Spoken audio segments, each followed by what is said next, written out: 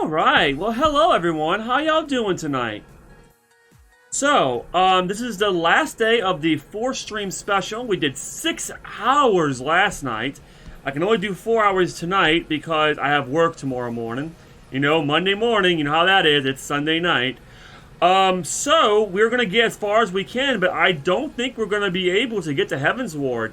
I think that's still a good distance off, but we're really getting far. I mean, we're already at the last parts of ARR, so we're getting there. We're definitely getting there. So, without further ado, let's get started.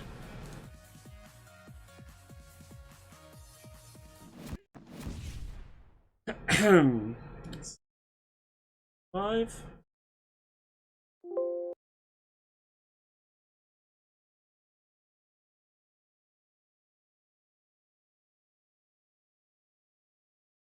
Is it?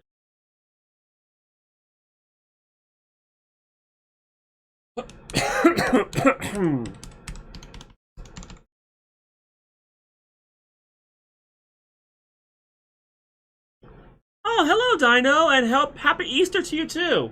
Yeah, I forgot today was Easter.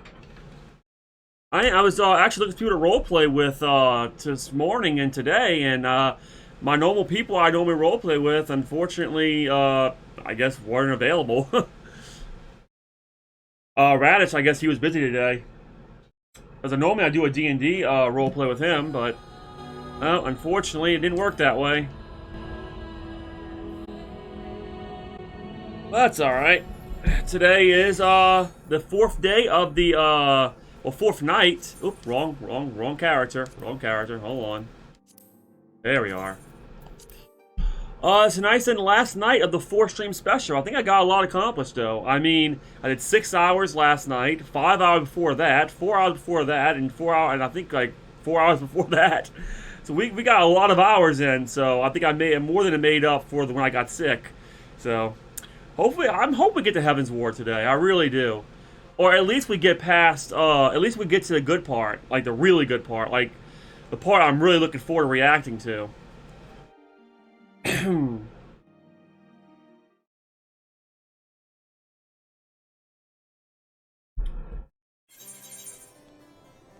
Alright, well, here we go.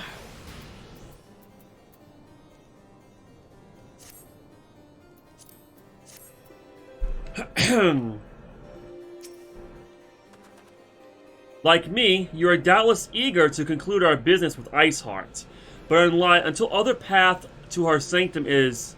Wait. But until another path to her sanctum is found, she will remain beyond our reach. Menphilia and the Archons are sparing no effort to secure an alternate route. Until such time as they proceed, I suggest we give some thought to the realm's other problems. I shall go ahead to Gridania in readiness for the coming council. Meet me at Nilfgaard's altar, and we shall make our way to Lotus Stand together. Oh, so there's more issues in Gridania? Okay.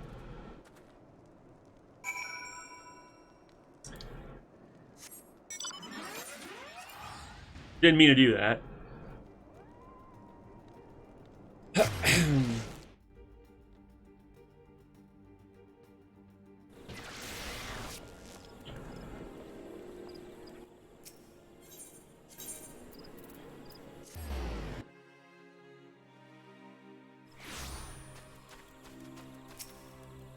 Thanks for coming, Michael. When you're ready, speak with the Conjurer. Yeah, okay, I'm ready.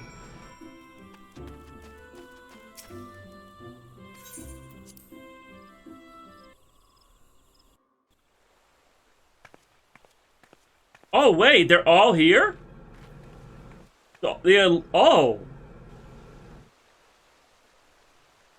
Change has come to the Garlean Empire, and we must discuss the implications. So all the Alliance leaders are here.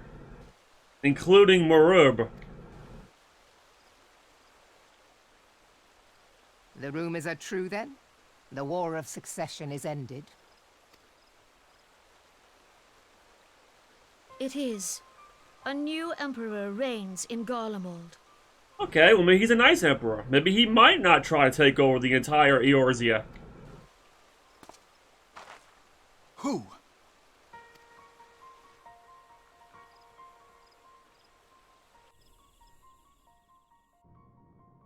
The birth and all too rapid expansion of the Garlean Empire is commonly attributed to the strategic brilliance of Solus Zosgalvis, yet he did not rule alone. Several members of the royal household also distinguished themselves during his reign. Nevertheless, it was the eldest son who stood to inherit the throne, until his most untimely passing. Oh, okay. So the youngest son now? I thought us fortunate when I learned that the Emperor had died without naming a successor.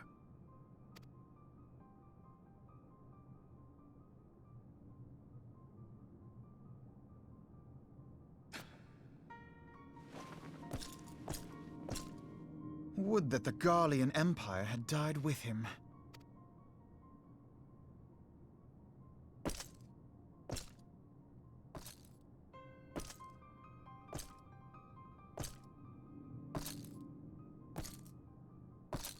Well, this guy doesn't look too nice. He's already spitting on his father's grave. It was the grandson and his uncle who had the strongest claims, was it not?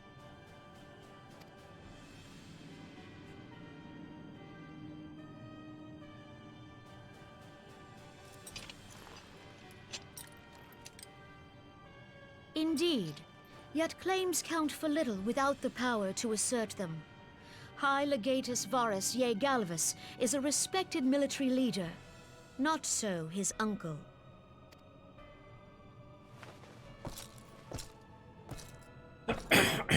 So young Varus has torn the crown from his uncle's grasp and taken his place at the head of the Empire. Okay, well, it doesn't seem that that's good because he's spitting on his grandfather's grave, which is not good, by the way.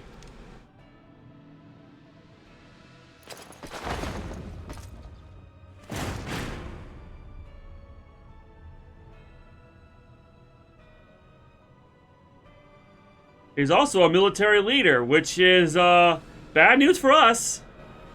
That means they're going to be organized.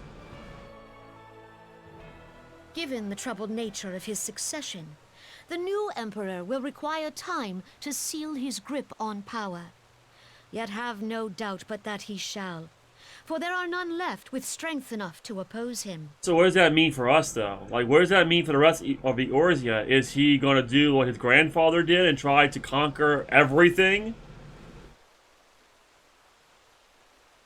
Since the success of Operation Archon, the remnants of the 14th Legion and the forces occupying Alamigo have done naught but fortify their positions. But you can be sure they'll be ready to march on us again, if their Emperor gives the word. When, not if. They say this Varus was so set upon Eorzean annexation that he spoke out against the Meteor Project. Plainly, the new emperor's intentions are of great concern to us all. Wait, he spoke out against the Meteor Project? So wait a second. Does that mean he wants Garlemald separate from Eorzea? He doesn't want to conquer all of Eorzea? Is that what that means? So maybe he might not be an issue. So why are we worried about this?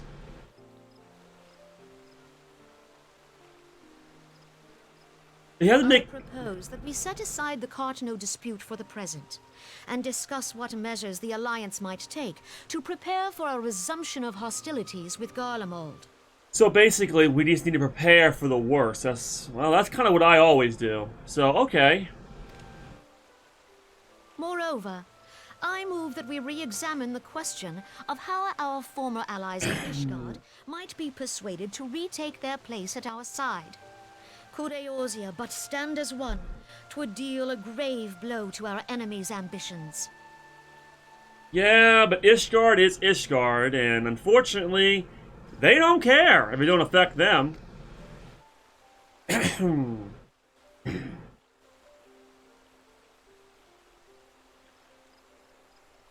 Yeah, we've already tried it, Alphanu. Didn't work.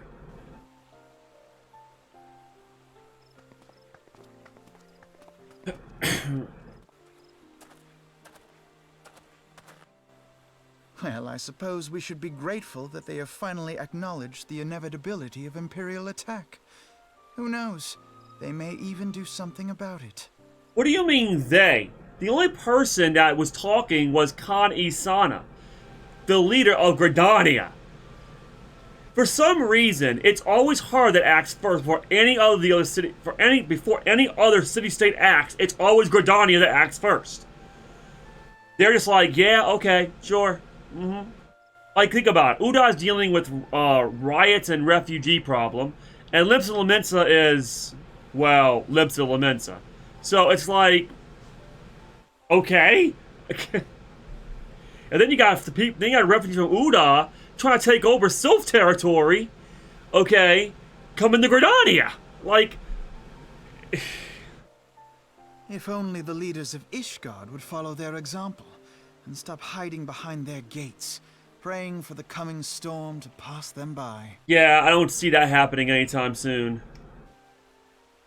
But that is a discussion for another time.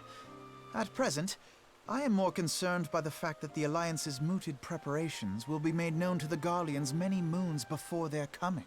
Yeah, that's right. Because guess what? We got a traitor in the Immortal Flames, a high-ranking one. So long as the ivy eludes our grasp, no secret is safe. Right. But hold on a second. If they know about this little get-together, that can only mean... I'm calling it. I'm calling it now. It's that girl. It's gotta be that girl in the black armor. Because she goes everywhere with Rabon. And she wasn't doing that before. That lady in the black armor was not going everywhere with Rabon. Matter of fact, no one was. This just started happening when the Garleans started getting the information. When the information was being leaked to not just the Garleans, but Iceheart as well. Yep, I'm calling it. It's the lady in black armor. It's so obvious. But we have no proof, though, so we can't condemn her. There's literally no proof. I'm gonna talk to her. If I get a chance to, I'm gonna talk to her. Because I suspect her. And it seems like the Crystal Braids are not so bad. Ilbert seems pretty cool, actually. They haven't really betrayed me or anyone. They've been doing their job and they've been, you know, honorable. So I can't imagine. I really cannot imagine them turning on us. So I think we're good.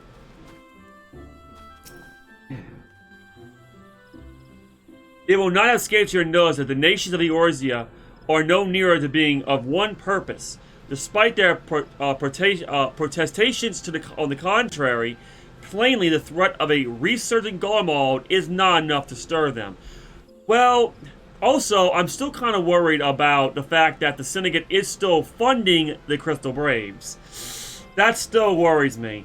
So there's still a chance they could turn on us. But probably not all of them. Probably just like a few of them. Because, you know, money is money, after all. And the reason for this? Deep-rooted mistrust among the citizenry. The nation's leader can come to all the understanding they like, but their unity means little and less to the common folk. I mean, that's pretty much true.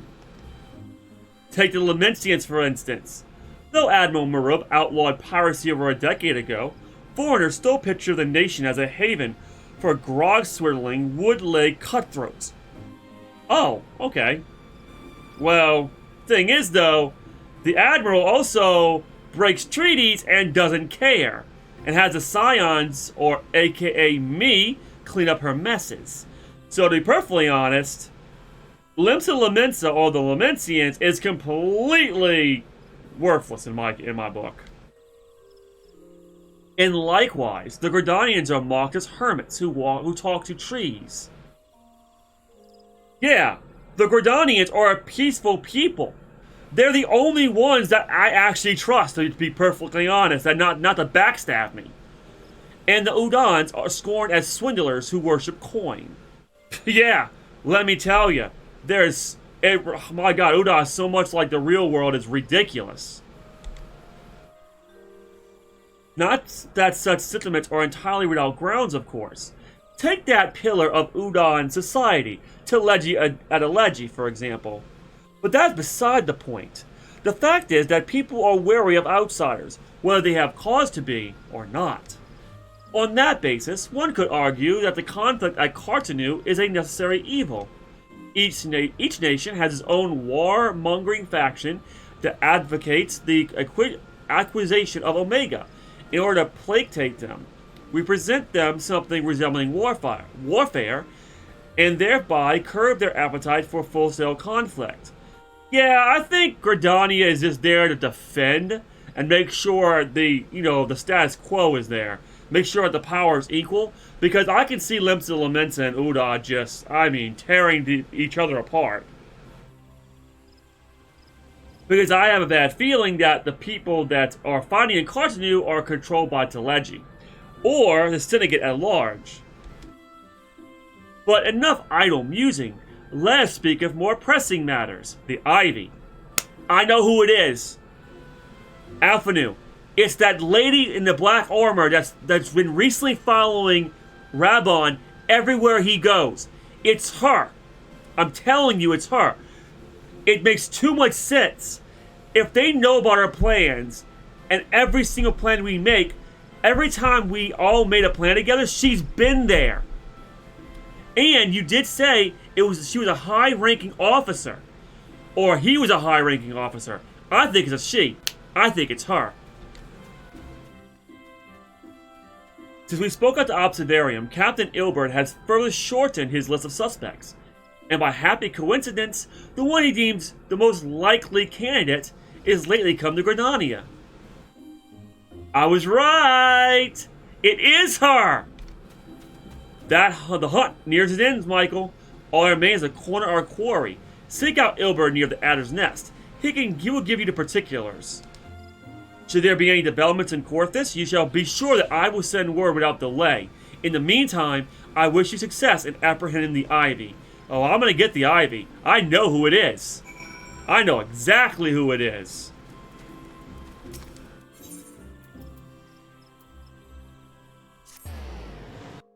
Yes, I know exactly who it is. It's that lady in the black armor, I'm telling you. I'm calling it.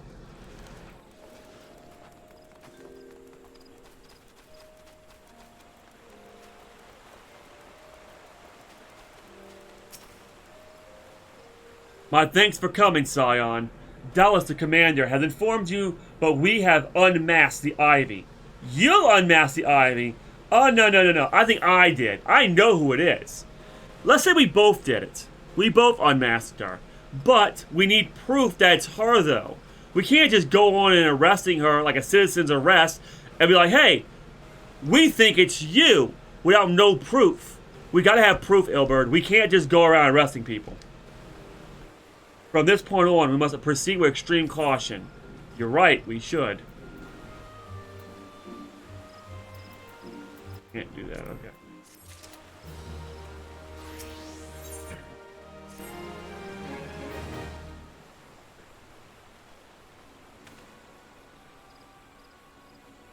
Listen well. The spy we have been seeking all this time is none other than Flame Marshal Elan Roli, Rabon's second in command. Called it! I called it! It's her! And she's in Gridania right now, right by Rabon. Yep, there she is. Prior to joining the Immortal Flames, she was a mercenary of no small renown. They say her skill with a polearm had to be seen to be believed. Of Ishgardian birth, she is the highest ranking foreigner in the Immortal Flames, bearing the Flame General himself, of course. She's Ishgardian? Of course she is! That's perfect for her! So she would be able to talk to Iceheart because she's from Ishgard, and obviously she's leaking information to the Garlean Empire. But why would she give that all up? She's literally a second. She's so high ranked up there. Greed, probably. It's always greed, isn't it?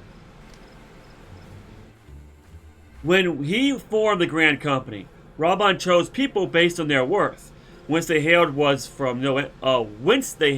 no interest. The monitors saw things differently, however. Having funded the enterprise, they reserved the right to reject candidates nominated for high-ranking positions. Twas no secret that they did not favor foreigners, Ishgardians especially, after the way the Holy See forsook the Alliance.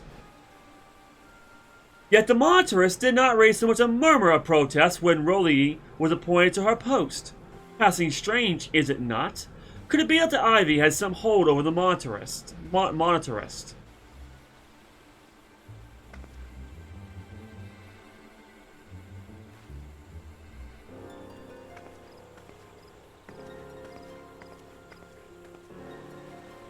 But these revelations are secondary to our current mission. Of foremost interest to us is R'lyeh's presence here now. As you may be aware, it is the duty of the Flame Marshal to command the Immortal Flames, in the absence of the Flame General. While Reborn attended the Council of the Alliance Leaders, she should have remained in the Hall of Flames. Yeah, I thought that was odd too. Reborn normally goes everywhere by himself, or he's picking up Nanamo on his shoulders. He's never accompanied by anyone else. And just recently, she's been everywhere with the guy. So it makes sense it was her all along. But I couldn't put two and two together till just now. Because she's in Gridania, and Alphinaud mentioned, oh, the Garleans are going to know our plans. Yeah, no shit, it's her. She's going to be telling them. Not just the Garleans, Iceheart's going to know our plans as well. The woman has no business being in Gridania, yet here she is nonetheless, on some pretense. She's up to something, mark my words. Even as we speak, I have a dozen men tolling the Flames' records for evidence of R'lyeh's guilt. But if we can catch her red-handed, we shall have all the proof we need. That's exactly what I was thinking. Which brings me to the plan. I have people watching the city gates, the airship landing, and the docks. Every point of egress. She cannot leave without our knowledge. All that remains is to shadow her until she betrays her true purpose. Can I rely upon your eyes, Scion? Sure you can.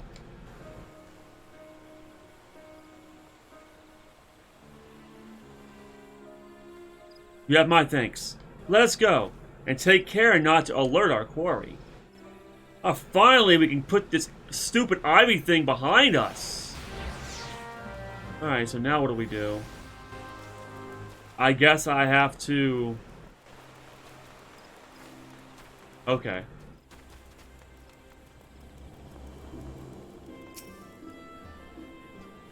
R'lyeh is heading in the direction of the Blue Badger Gate. With me, Scion. The Blue Badger Gate, huh? Okay. Well, if that's the case, well, I'll just do this.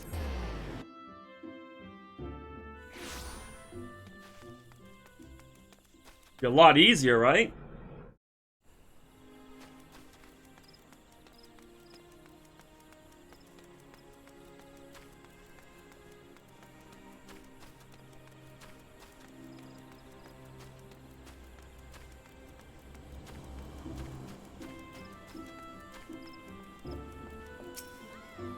So, R'lyeh has entered the Carlin Canopy, meeting someone perchance? Or could it be she means to board an airship? Ah, probably so. But wait a second, didn't you say you have people watching all the airships? Pray look for her within. If she is not on the upper floor, try landing at her below. One of mine is stationed there, and she may have seen something. Infamy is her name. I shall remain here in case R'lyeh reappears. Okay. Probably downstairs. Can't get down that way.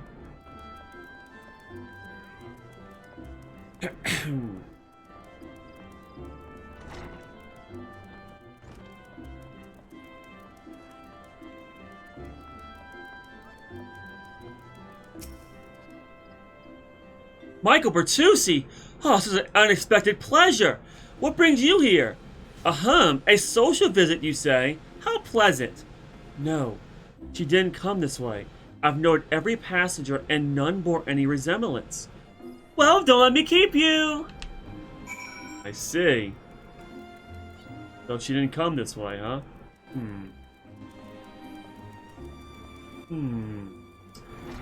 That's interesting. She gave us a slip. How?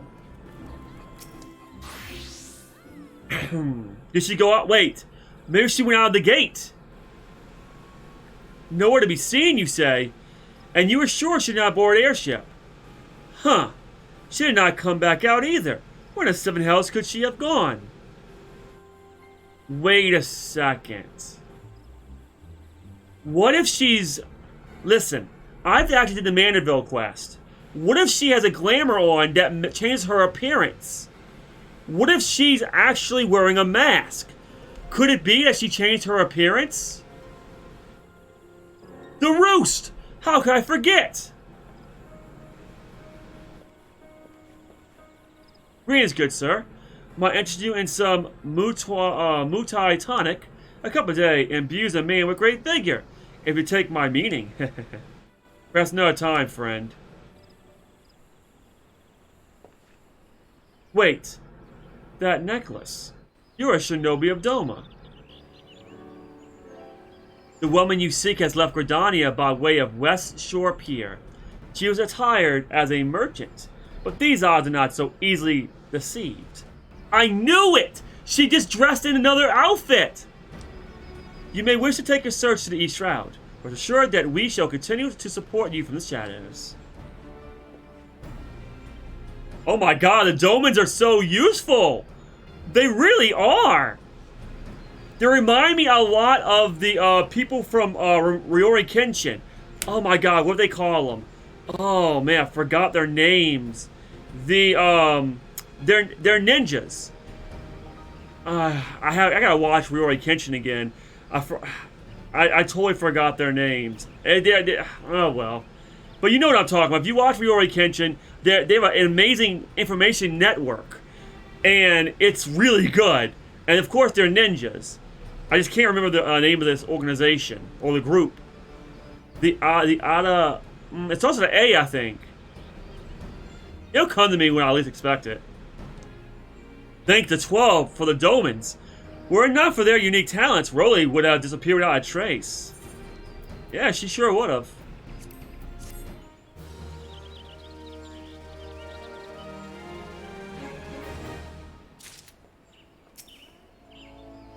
The Adarame? No, not Adarame. God, it's on the tip of my tongue. I just can't think of it. The Ubi-Waban. Ooh, there it is. I knew it. The Ubi-Waban group. That's what it's called. Yes, the Uda-Waban. The Waban or Uda-Waban group. I can't pronounce it. It rhymes with that. But yeah, it's the Uda-Waban or the Waban group or whatever. If you watch Rurouni Kenshin, you know what I'm talking about. Good anime, I do recommend it. Uba-Waban. Ubi-Waban? Our hunt leads us to the East Shroud, Scion. I suggest we follow Rolly's example and take the ferry from West Shore Pier. You'll doubtless wish to make certain preparations. See them while I go on ahead. I shall wait for you at Sweet Bloom Pier. Sweet Bloom. Okay. Where is that at exactly? Oh! Oh, that's easy. Okay, I'll just do it this way.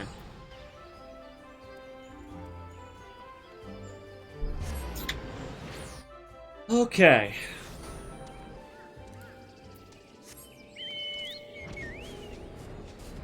My guy can fly. Bum, ba-da. Bum, bum, bum, bum, bum, bum, bum, ba-da, bum, bum, bum, bum.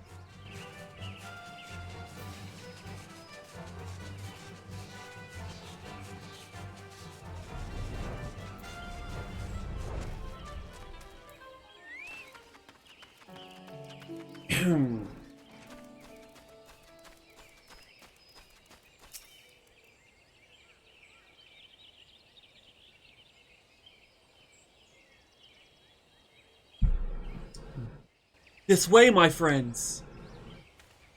Lady Yaguri?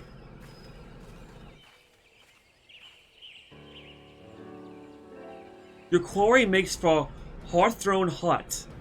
If Roly is truly the one we seek, we can expect that she means to make contact with our Garlean masters here.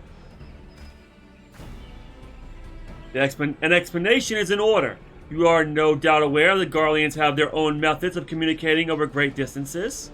Our ingenious friends at the Garland Ironworks have provided us with devices which disrupt these communications, and we have installed them around the city-states. In doing so, we have made it difficult for Imperial agents to correspond with their masters.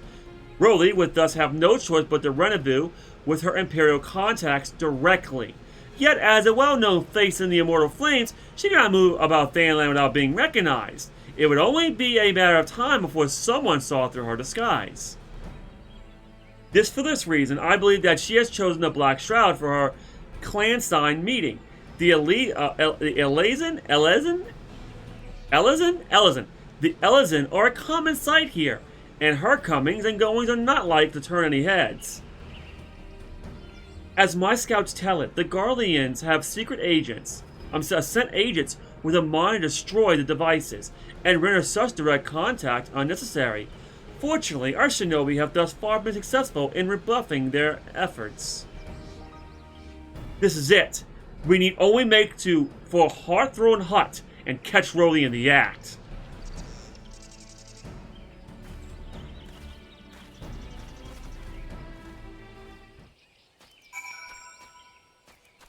Alright.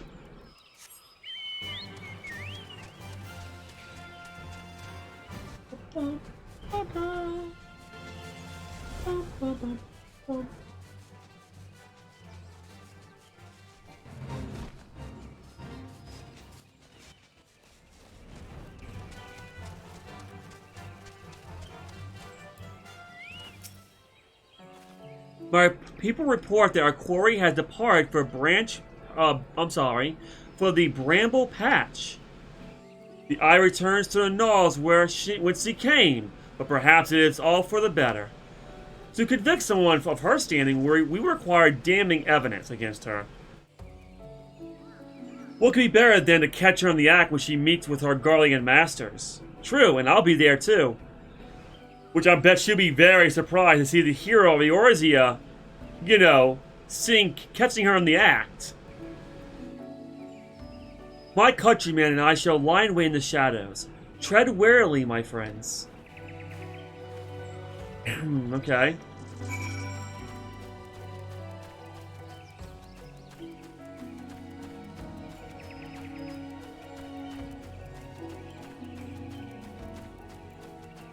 Here we go.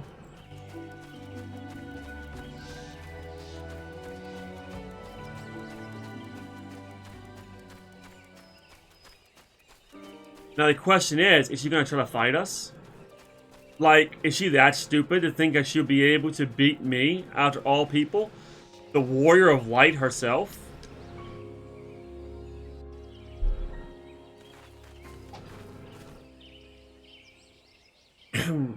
Just beyond, Roly is in conversation with an individual clad in the manner of an adventurer. An Imperial intermediary, no doubt. This is it. With me.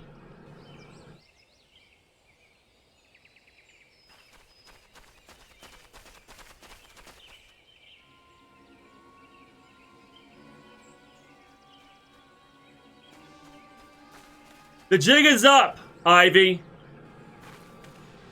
Flame Marshal Ellie Rowland, you are under arrest for treason, and espionage. You are followed? You bloody fool!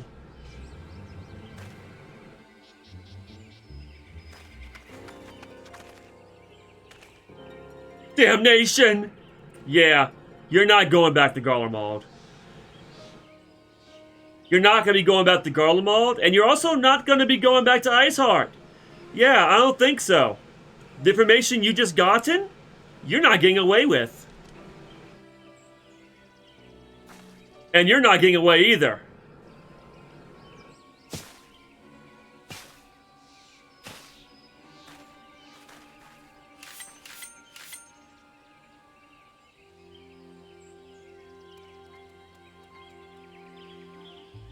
Huh. You are unarmed, my lady. I scarcely guard for battle. But if you wish to fight, you are welcome to try.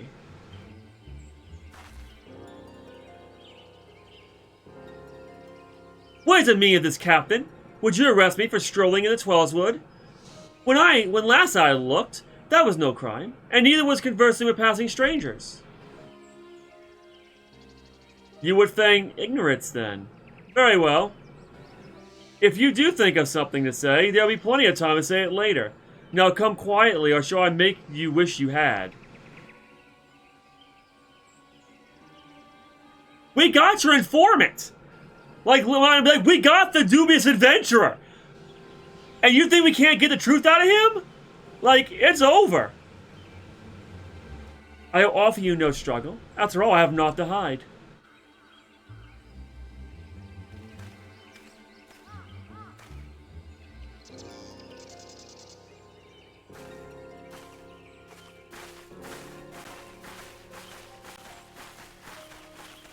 So she really thinks she's gonna get out of this. All we gotta do is interrogate the adventurer she was talking to. And also, one more thing. He even yelled, "You were followed? You fool!"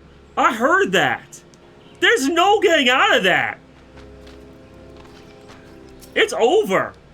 I thought she was gonna fight, though. I was ready for a fight. Even a warrior of Ruli's renown could not have hoped to escape by force.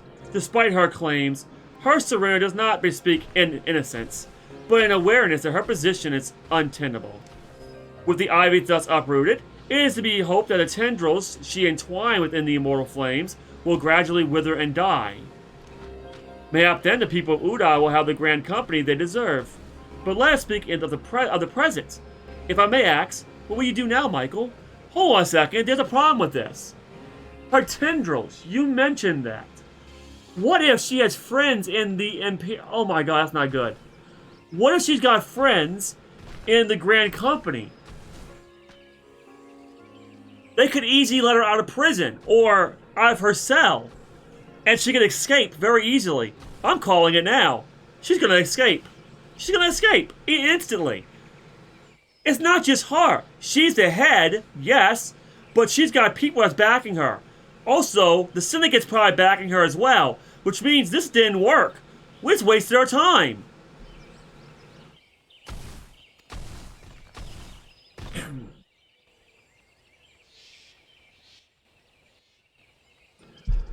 So science seek a way into Iceheart's sanctum. Then I dare say you're eager to return to the Rising Stones. Pray do not let me keep you. Fear not, my countrymen and I shall tend to the aftermath. You need not waste your talents here. And speaking of talents, have you considered training in the art of the shinobi? You have the aptitude for it, I believe, so please give it some thought. Till next time, my friend. No, I'm gonna become a dancer and not a shinobi. Well, we can't do that to Heaven's Ward. We'll become a dancer in Heaven's Ward. Anywho, time to go back to Mondona.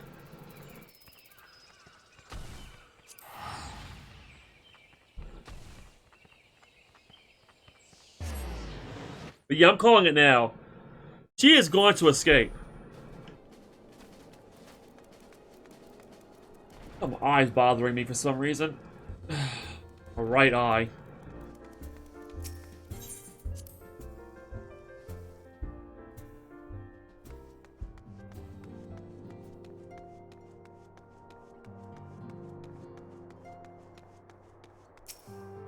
Probably, when I take my break, I'm probably gonna put some eye drops in it.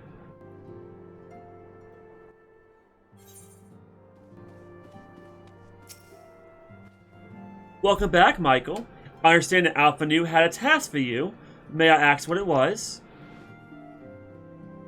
Charges of treason and espionage against Eileen Roulet. I can scarce believe it. Oh, I can. It was obvious it was her. Although I didn't realize until the last minute. Like, me and Ilbert kind of, like, realized it at the exact same time. Could there not have been some matter of misunderstanding? Oh, no. There is no. It's her. No? And avails not to dwell on it. Whatever the truth may be, we must trust to the authorities to uncover it. Let us speak of another matter. I'm pleased to report that we have made progress in our efforts to find a way into Iceheart's sanctum. Oh, that's really good. As you may recall, Iceheart used the Aetheryte in the depths of Snow Cloak to teleport a short distance to the west, most likely to a sanctuary of some description. It is there that we suspect she means to summon Shiva using the crystals she stole from the House Fortemp caravan. The heretics believe that they are bringing about the second coming of their patron saint, but if, as we suspect, they mean to hold a summoning ritual of the kind employed by the beast tribes, it seems likely that the result will be something more akin to a primal. Suffice it to say, they must be stopped, and stop them we shall. But first, we must surmount the obstacle that Iceheart has placed in our path. Ordinarily, it would be a simple matter to tap into the established Ethernet, and thereby follow our quarry. However, despite our best efforts, we have been unable to ascertain the position of the Aetheryte to which she teleported. Our prevailing theory is that she destroyed the second Aetheryte upon arrival. A reckless, desperate measure, but also an effective one. I've discussed the matter at length with Eorzea? No, Eorzea? Eorzea? I can't pronounce his name. Eorzea? Eorzea, yeah. Eorzea. We have concluded that we lack the expertise to develop a solution. I can never pronounce his name right. Sometimes I can, but I keep forgetting what his name is. Which is why we have called upon the aid of one who does possess such expertise. A colleague of ours, who is currently en route to Revenant's Toll, from Charlian. She should be arriving within the hour, in fact. And since you're here, maybe we could welcome her together. I'm certain she would appreciate the gesture.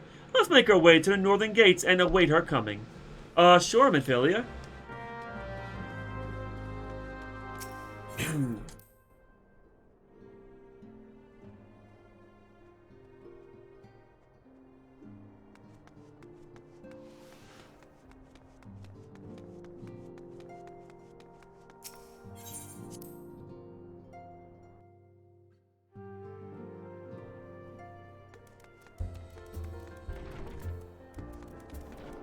You said in northern gates, right?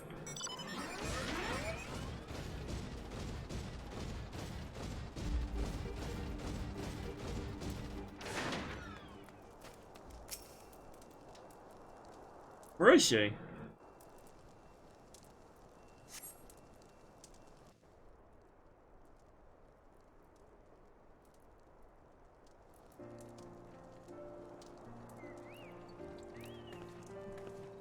Oh, there she is.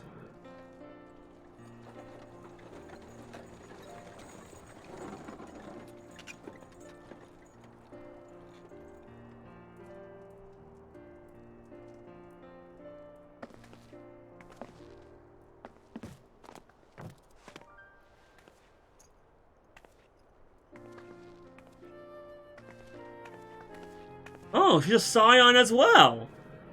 Okay. Minfilia, am I right? None other. I bid you welcome to Revenant's Toll, and thank you for traveling so far on such short notice. As if I could ever say no to Eorzea.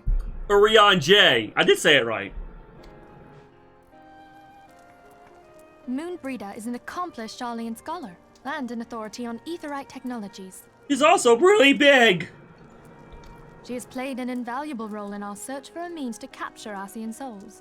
That's great, but she's also really big. Charmed, I'm sure. Charmed, I'm sure, yes. And you're really big, by the way. Did I mention that like 3 times already? I mean, I'm small in a comparison. I mean, look at that. I literally am like crotch size to her. Jeez. Let us turn to the Rising Stones at once, then. We have much to discuss. Yes, I guess we do.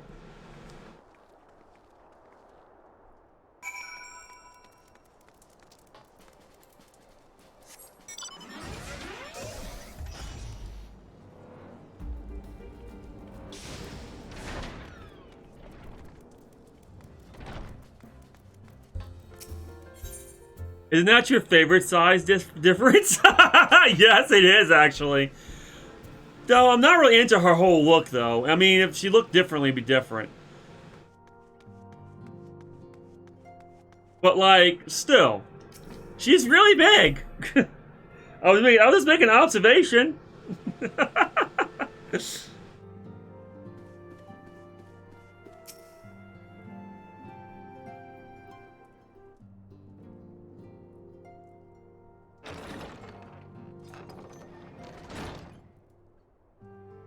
Whoa.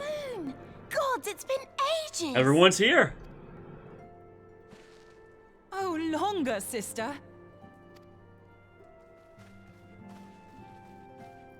A joyous reunion indeed. Well, of course it is. Moon and I are like twin sisters. Are you serious? She's way taller than you are. Like, you're only a little bit taller than I am. When you come up to her breast. Save in appearance and aptitude. Yeah, I agree with Papa Limo.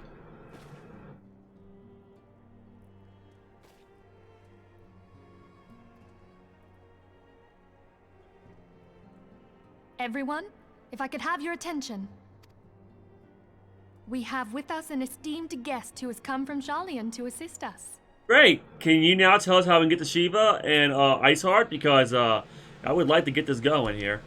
I like to, you know, prevent that from happening. I bid Moonbreeder join us here that she might share with us her extensive knowledge of Aetherites. Oh, so she's... Oh, okay, that's great. So she knows about Aether, like way more about Aetherites than we do. Okay, cool. Also, as many of you are already aware, she has been overseeing our research into white Auracite, a sample of which she has been good enough to bring with her. Wait, white Auracite? That's the first time I'm hearing of that. What the heck is that? What is white Auracite? Oh. Well, I had to come, didn't I? You'd have to be bloody daft to turn your nose up at a chance like this. Where better to conduct my final tests than a land so steeped in ether you can taste it? 'Tis plain the passage of the years hath done little to dampen thy youthful spirits. Oh, Eorzea. And nothing at all to reform thy youthful manner.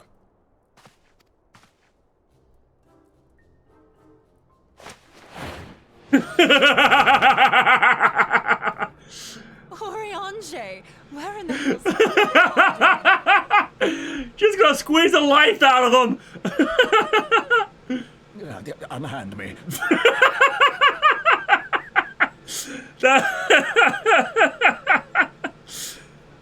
Oh my! A hug is not supposed to be that funny, but like he's so serious. It's just like, and she's so big. Wait, actually, hold on a second. They're actually the same size. Huh? I didn't realize that. Wait, he's actually bigger than she is. Oh, never mind. I was wrong. She was picking him up. I come all this way, and that's what you have to say to me. You don't know your own I strength. much preferred when you were pleading with me to drop everything and hurry to your side. What was it you said? None save thee can satisfy this need. Oh my god, seriously? He said that? That doesn't sound like something he would say. Also, Edith's smiling from ear to ear. It's hilarious. Go on. Go on.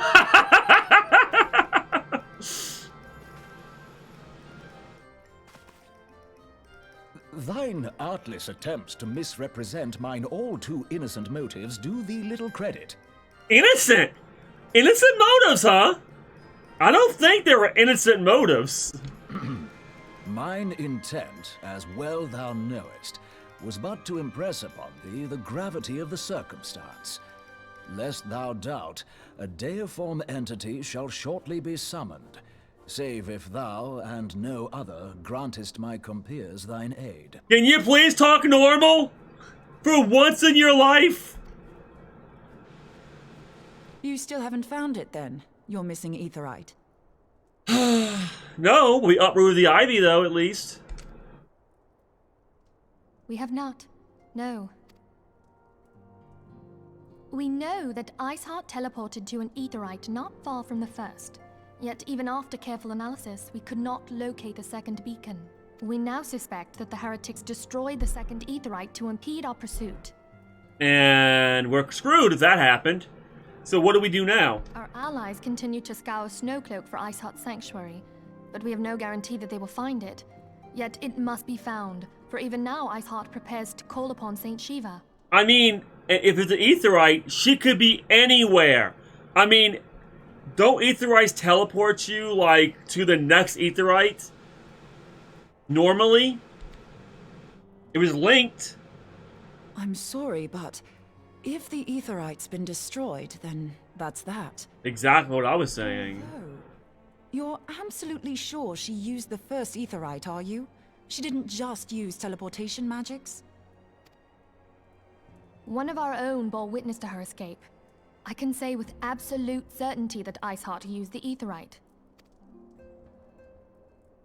What does that mean?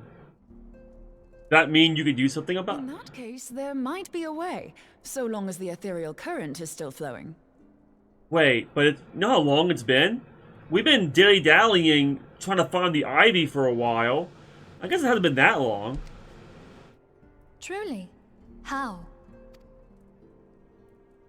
We use the current to recreate the beacon. Is that possible? How do you recreate a beacon? If they destroy the aetheryte, how do you, like, if you use an aetheryte and you travel through the... Oh. Actually, you know what? That makes sense. As you know, aetherites are a bit like lighthouses. We use them to reconstitute our physical forms when crossing the ethereal sea. Without them, we'd lose all sense of direction and our essence would dissipate. So basically, if you use an aetheryte and it doesn't go anywhere, we're screwed! It means you die.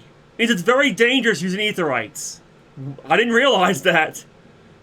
However, we don't rely solely on these beacons. There are currents of ether which flow between them. Currents which help guide us to our destination. Okay. Now, these currents will gradually dwindle away to nothing if an aetherite is destroyed. But if even a sluggish flow remains, we could theoretically use it to direct a surge of concentrated ether towards the void left by the beacon, and thereby fill it up again. Okay, but if there is no destination for that beacon, because the aetherite is destroyed, it's only a one-way trip then. Like opening the floodgates to fill a dry riverbed. Though, correct me if I'm wrong, but would we not need a veritable reservoir of ether? In concert, we might manage to channel a sufficient volume, yet that is not my chief concern. To direct the flow of so great a volume of ether with the requisite precision would be a nigh impossible task in itself. I barely succeeded in facilitating travel to an unattuned beacon. That which you describe sounds considerably more difficult.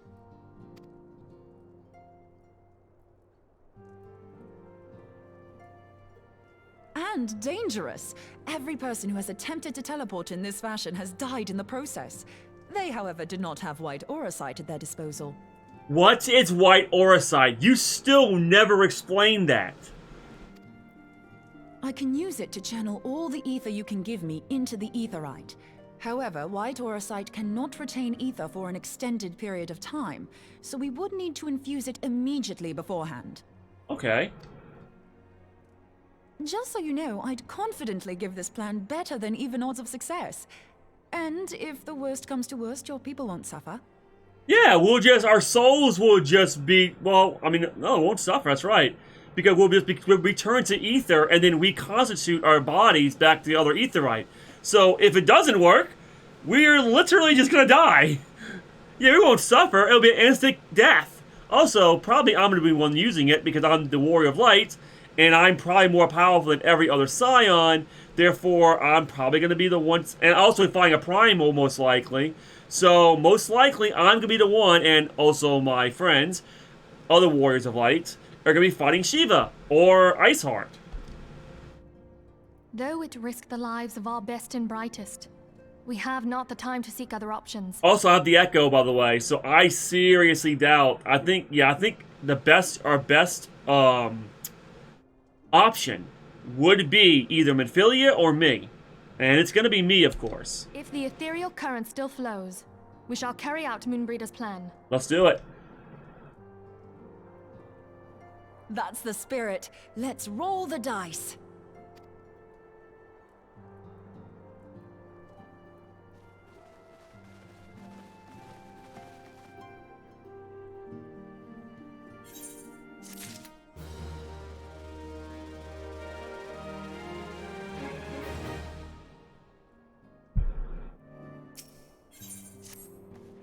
I've already informed Alphanu of our plan to recreate the beacon in the manner Moonbreda described.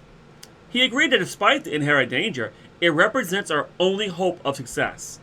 He also said that he wished to meet with you at Snowcloak before proceeding. I expect you will find him waiting for you there when you arrive. I want you to know that I appreciate everything you have done on our behalf, Michael, and that I have faith you will return to us as you always have. Minfilia, it's an honor. Okay, I'm a Scion too. I'm literally your best Scion you have. So of course I'm going to use my powers to help you guys. Oh, what am I doing? That's not right. I just hope this works. I really do. That's what worries me, to be perfectly honest.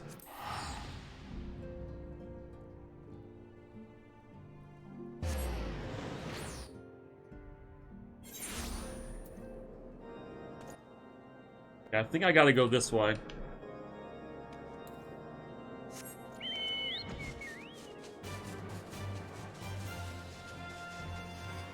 Okay. Good distance away. Bum, bum, bum, bum. Where's it at? Okay, I see it. Bum, bum, bum, bum. God. Whoa, hello, that's a dragon.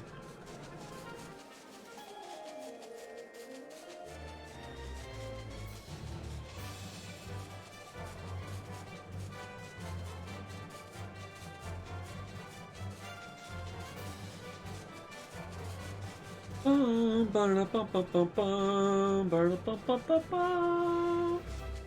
we're in Balmung, so if we do have to do a dungeon, which we're probably going to have to, I'm just really hoping it'll take that long for the queue. I mean, it shouldn't. It really shouldn't.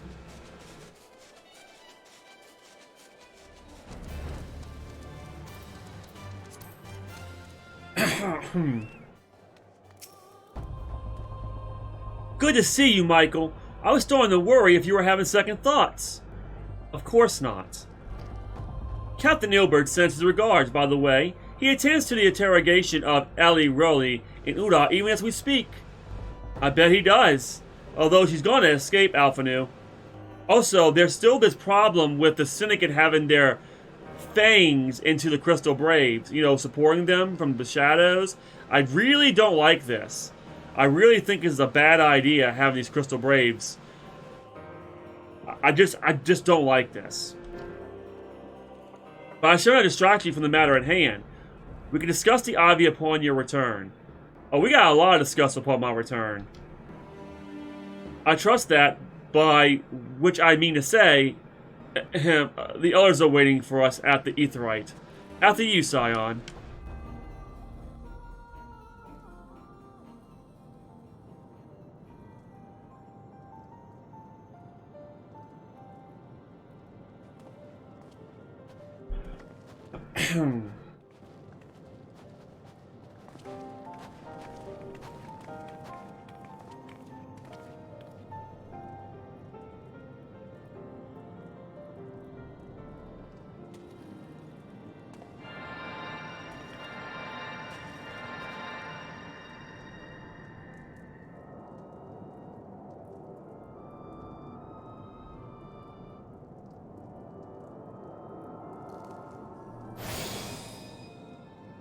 There, it's ready.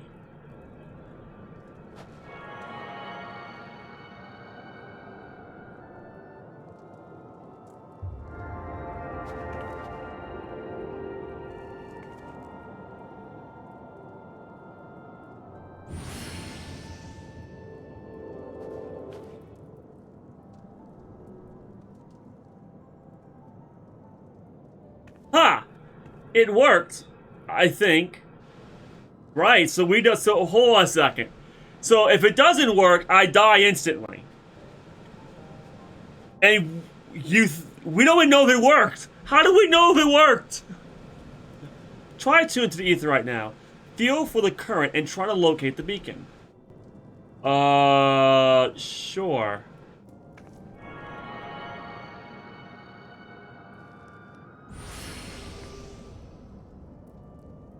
Did I feel anything? We have done all we can, Michael. For now, let us withdraw. When your final preparations are complete, you must seek out the beacon we have created. If by the grace of the 12 you arrive safely, you must stop Iceheart before she summons Shiva.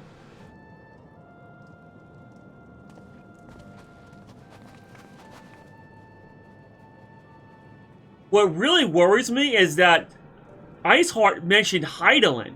How does she know about Hydaelyn? Is she like me in some ways? That's really odd. We cannot ignore the possibility that our actions have alerted Iceheart to our plans. Should that be the case, she may attempt to hasten the completion of the summoning ritual, and if she succeeds, you have little choice but to face Shiva in battle. No, I'll try to talk to her first. If she's a patron saint, maybe she might not be like the other primals. Maybe I could talk to her. At least I'm gonna try anyways. Knowing little of this saint, I cannot say if your own strength will suffice, and so I would encourage upon you to call your allies once again, because you know, it's always fun waiting for the damn dungeon to queue up over and over again. Alright, well here we go. Let's see how long it takes. We are in Belmong, so it shouldn't take that long.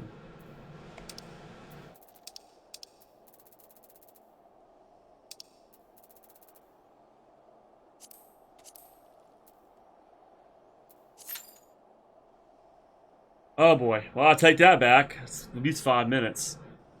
I mean, this is like the best server to be in because it's the most populated one. So I guess we're just gonna have to wait.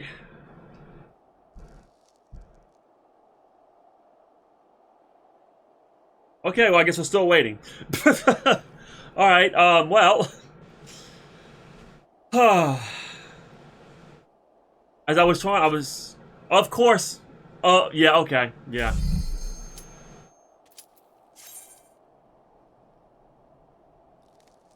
Okay, now we're waiting for a tank. Come on, there we go!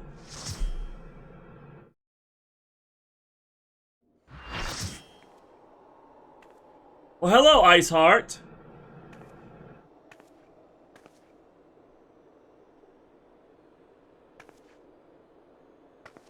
You should never have come here, warrior of light. I labor only to forge a lasting peace. You mean by killing everybody else, like all the Asgardians? You would deny us out of ignorance and blind faith. I love the blue fire, by the way. No matter. If it is our fate to be at odds, then it is mine to strike you down. You will not be able to do that. Whoa, what the? We whom gods and men have forsaken shall be the instruments of our own deliverance.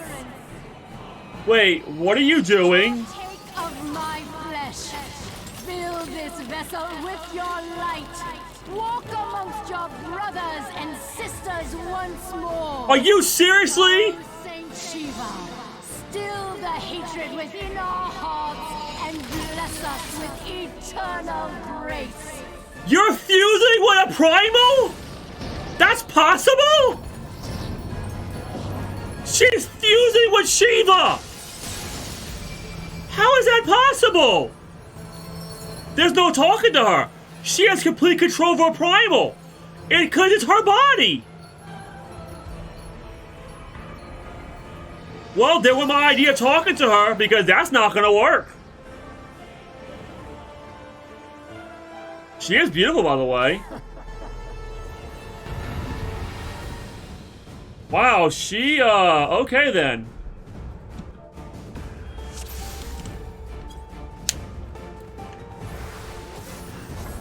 Well, here we go.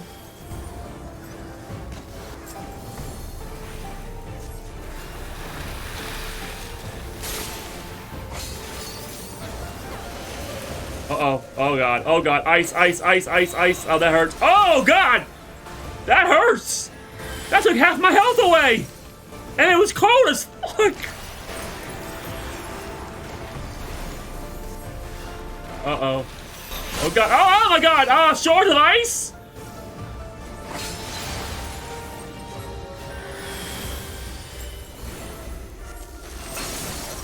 Rise to join the chorus, my brothers? Wait, what the? Ice soldiers? You can summon soldiers as well?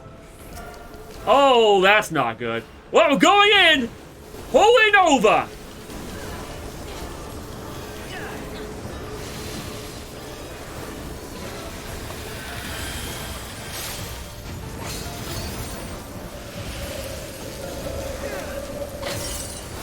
Okay, ouch!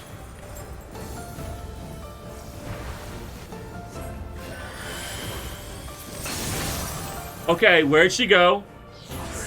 Oh no. Okay, hold on. Something's not right here. Oh wait, we gotta go inside. Okay, never mind. Never mind! There was nothing I could do. She used diamond dust! Okay then. And the music begins.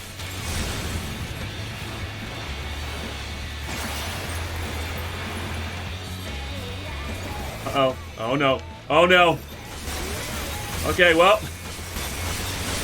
You know, shards of ice that's sharp is not exactly, don't feel good. It feels really bad, actually. Can you not do that? Well, then again, I mean, you are trying to kill us. Oh! Oh, God. Oh, I'm frozen. Oh, my God, it's deep freeze.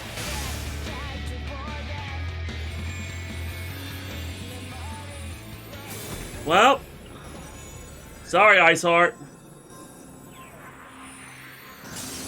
Shiva or Garuda? Which one is more beautiful? I think Shiva's more beautiful, though I'm not a big fan of the ice. Why? Wait. Huh? Why am I by myself? Where is everyone? They vanished! Like that fast! Holy crap! So let me get this straight. The second they beat Shiva, they just freaking left in like a few seconds. Well, Iceheart, it's over now.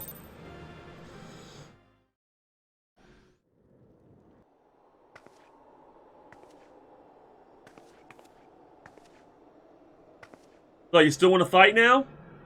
I don't recommend it.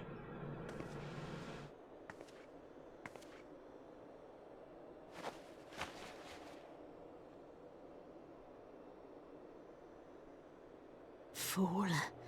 Blind, bloody fool. What are you talking about?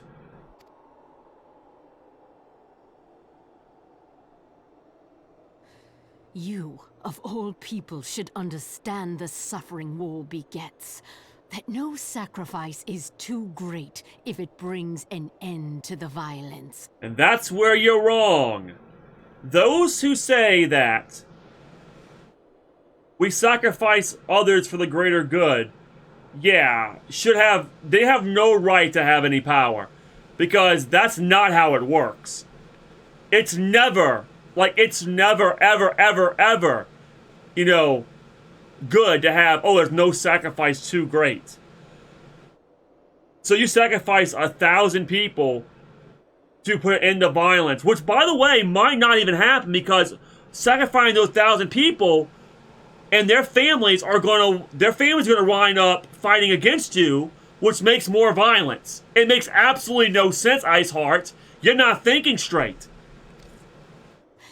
Mine is the righteous cause. No, it's not. That's very wrong. You and your heretics have killed people. How the hell is that righteous? That's evil. Though, I am very concerned. You fight in a war you do not understand. A pawn of liars and schemers. So you're telling me the Scions are liars and schemers? You telling me my friends are liars and schemers, yeah, you're very wrong. I trust the Scions. I trust Alpha Nu, and I trust Minfilia. I trust Thancred to a lesser degree. But most of the Scions I do trust. Now, you are right. I am a little apprehensive about the Crystal Braves. So you are right about that. But as far as the Scions are concerned, I trust them. And I kind of work for them. Or should I say, I do things for them. So and I'm not a pawn, by the way. That's why you're wrong. And they are no less ignorant than you, following the creed of their fathers without question, never thinking to ask why. What are you talking about? Trapped in a delusion of their own creation, and blind to the truth. Okay. What are you talking about?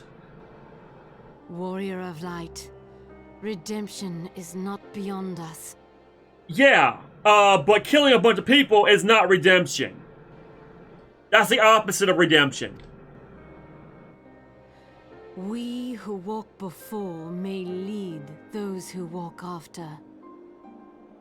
Okay, so what? What's your point? So we lead them. What, you want to be a queen or something? I mean, literally, you're already being treated like a goddess, okay, with the heretics. And you leading them? Yeah, you leading them. You did a very good job leading them, let me tell you. You led them to attack caravans, kill merchants nearly, kill soldiers, kill innocent people. Yeah, you led them, all right. I don't think you have any room to talk about leading people. Now, if it was me leading people, now that's different. Because honestly, I'm a submissive. I don't want to lead anybody. But if it falls into my hands to lead people, I'll lead them on the right path. Not like you. That's for damn sure. Seek the Keeper of the Lake. See with eyes unclouded. Keeper of the Lake? Do not squander a mother's gift. How do you know about that? How do you know about Mother's gift? How do you know about Hydaelyn?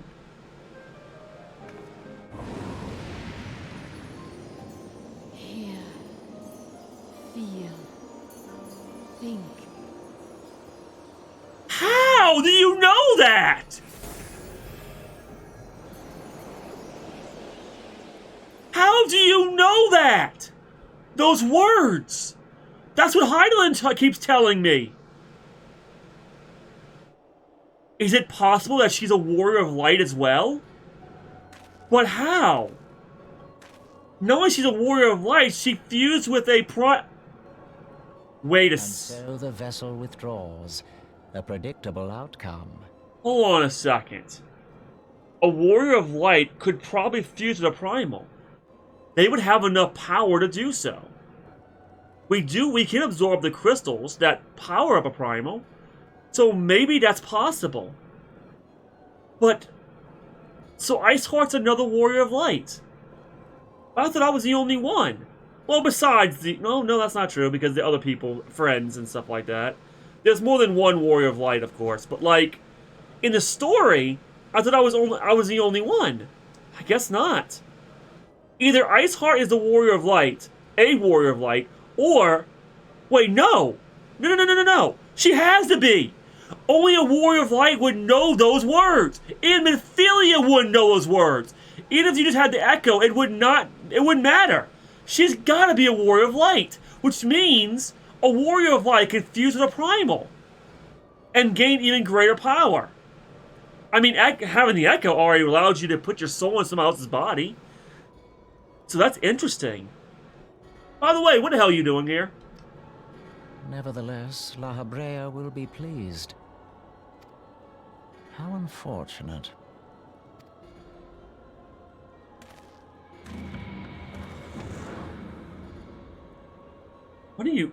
What's going on here? Well, Shiva's gone. And I found out that Iceheart's a freaking warrior of light. So I got a lot of conflicting emotions right now. Wow, the 12! You're alive! I mean, of course you are alive. Why wouldn't you be?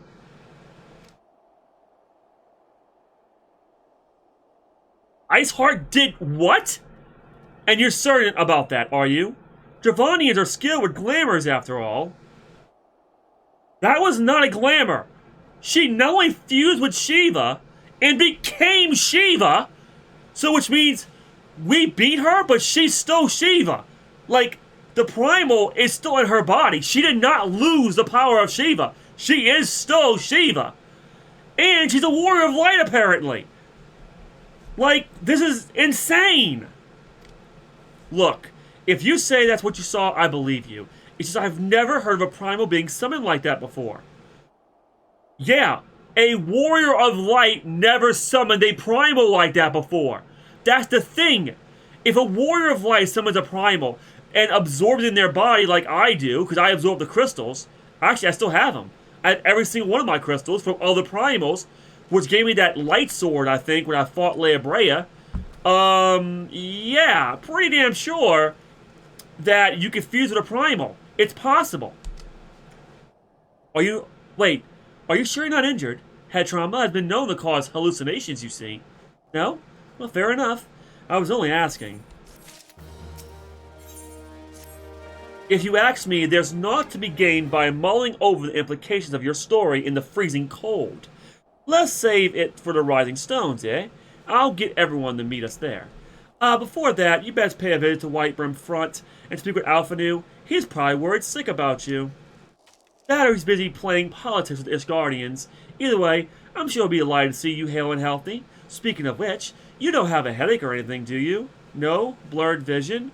Oh, no reason. I'll see you again soon. Side effects of going through that aetheryte? Well, I am a warrior of light, so I guess it stands to reason that I wouldn't have those symptoms.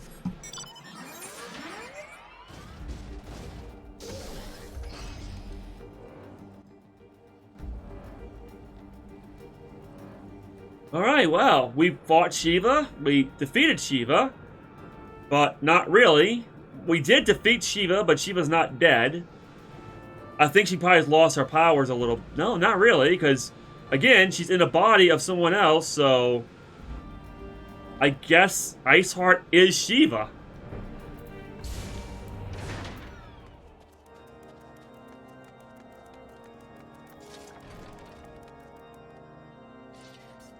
Where's Alphanu? Is he upstairs?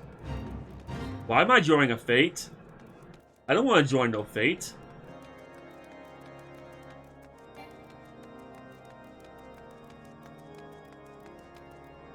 Well, there you are.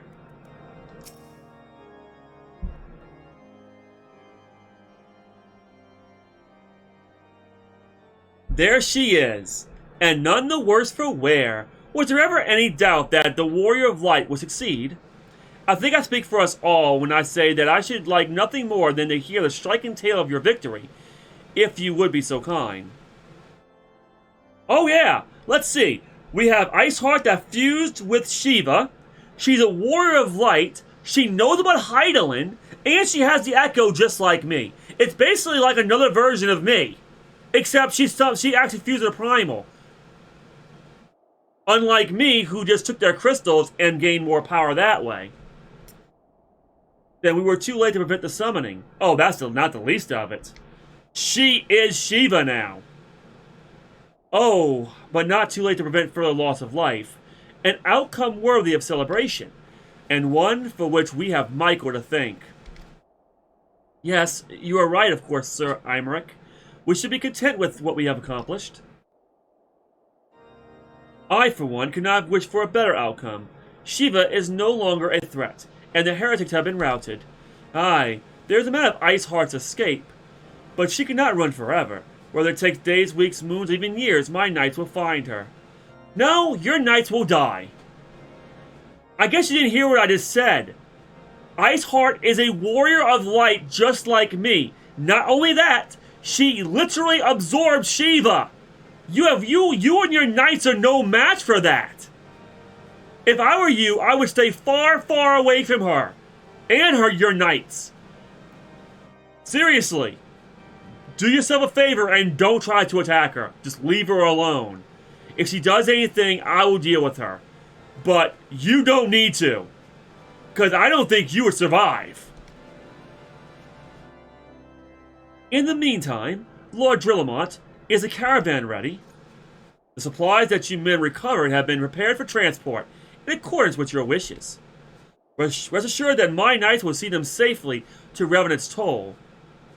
So, the third try, huh? Maybe I should ask you one more time. Let me guard the caravan so it doesn't get, I don't know, robbed again? This is the third time! Of that I have no doubt. I take it these are the self-same supplies the heretics stole from House Fortemp's caravan? Less the crystals which comprise the bulk of the shipment, yes. Scarcely a fraction of that which was promised, but a meaningful contribution to your cause all the same. Oh, and on a unrelated note, Michael, might I trouble you to accompany me to Camp Dragonhead at your earliest convenience? This is not for my benefit. A certain lord was most distressed when he learned of your intent to risk life and limb to stop Iceheart. It took a half-dozen knights to restrain him, I am told. Oh, Lord Haunchifont, my good friend. Yes, I'll go ahead and let them know I'm okay. Men give vent to their anxieties in a myriad of ways. Pray do not think less of him. Why would I think less of him? He was so worried about me that he was literally going to risk life and limb, fight every single night to try to save me, he thought I was in danger, or help me. Why would I think less of him? He's a good man. He deserves my respect.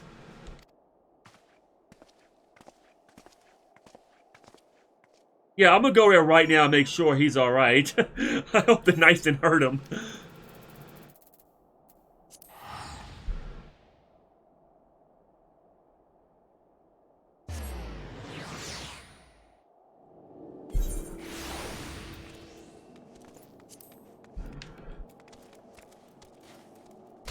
Ow!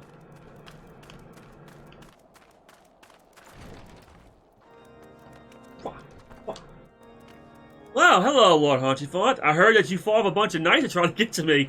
You didn't win, of course, but good job, nonetheless.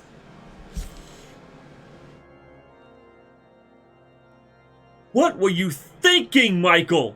Wagering your very being on a dubious theory which might allow you to enter Iceheart's lair, knowing full well that she could have sufficient forewarning to complete her ritual to summon Shiva anyway. About that. So, Shiva and Iceheart are the same person now, and she's a warrior of light, and she has the echo, and she's like me, and she also told me to, also meet somebody in a lake? There's so much going on right now. But anyway, here I am safe and sound. And then, engaging the abomination in Mortal Kombat! By the Fury, Michael! This is still a balance! A battle for the ages! Well, that I had been there to fight by your side. I know, you almost fought a bunch of knights off trying to get to me. But, listen, you wouldn't have made it. I don't think you would have been able to go to that aetheryte. I'm sorry, I just don't think you don't have the soul necessary or the connection with Heidelin. Also, you would have been enthralled, now I think about it. You can't fight a primal, Lord Haunchifont. I'm sorry. You have to have the echo, which you don't have.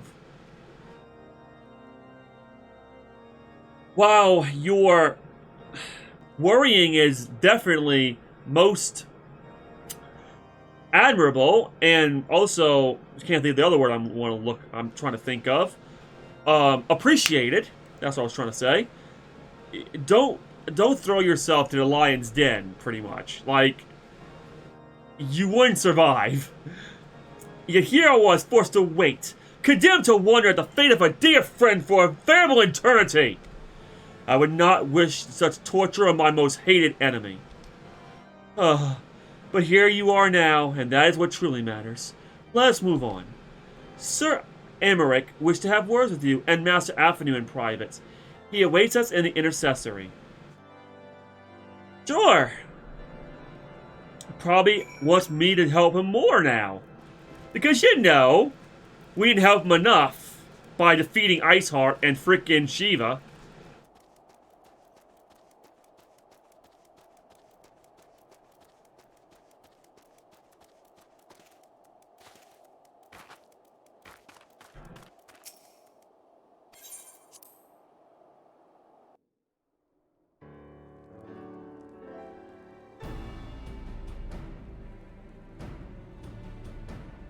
On behalf of the Holy See of Ishgard, allow me to express my deepest thanks. Never before have we been required to contend with a primal. Indeed, there were fears in some quarters that our knights might not be equal to the task. Your knights are not equal to the task, and like I just said, you need to keep them far away from Iceheart. She is now a primal and a warrior of light and has the echo. So, again, I mean, I think it's a warrior of light. Because there's only the Warrior of Lights can hear Hydaelyn like that. I mean, that's not exactly true. I guess maybe she's not a Warrior of Light. Maybe she just has the echo, like Minfilia. Because Minfilia did say that Hydaelyn does talk to her, well, did talk to her before, and she's been strangely quiet. However, the thing is about that is, I don't think she said the same thing to me and Iceheart as she said to Minfilia, so I don't know about all that.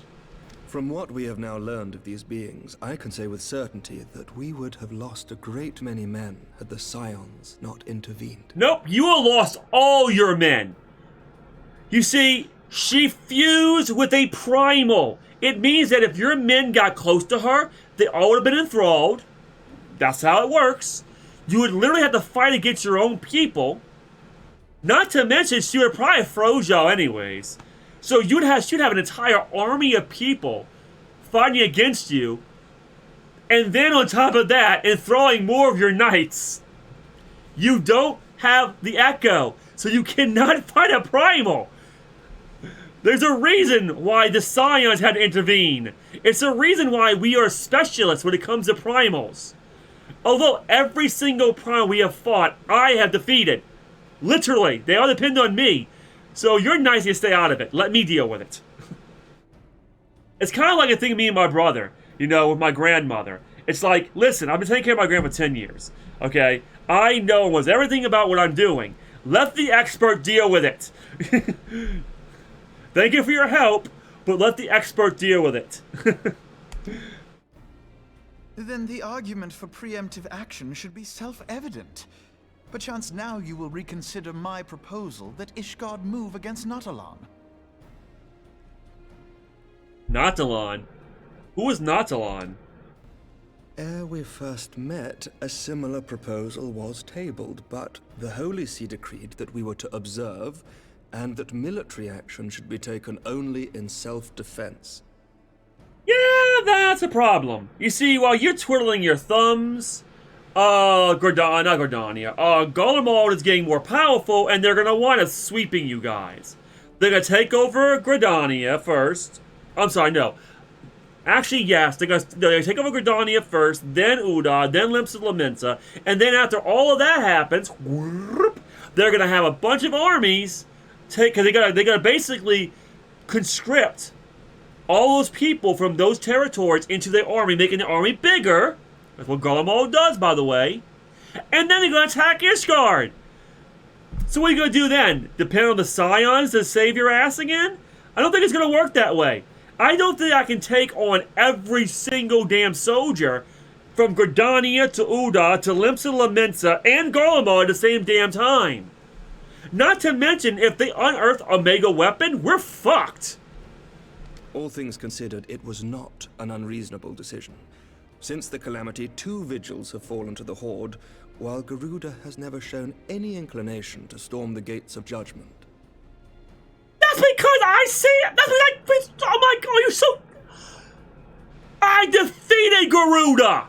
That's the reason she didn't try to attack frickin' Ishgard! If I did not defeat Garuda, she would have attacked Ishgard. Matter of fact, if I remember correctly, Garuda said something about the fact that she owns all of Eorzea. All of Eorzea is hers for the taking. And then what would happen if, I don't know, Ultimate Weapon was defeated by me and my friends? You really think that Ishgard would have survived that? May I remind you that Ultimate Weapon had the spell Ultima that took all Highland's power to actually defend us against. How can Ishgard be so stupid? Which is why this unprecedented crisis and its resolution may prompt a change in policy. Let me ask you another question. What would happen if I didn't stop Shiva? Ishgard would have been gone. Not only are you fighting against somebody who has the Echo, and somebody who is fused with the Primal, okay, she also has all of the Dravanians behind her. Dragons, by the way. So she has dragons behind her.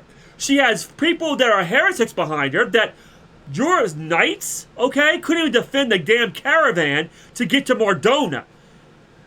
Okay, twice this happened. Not just once, twice. Twice.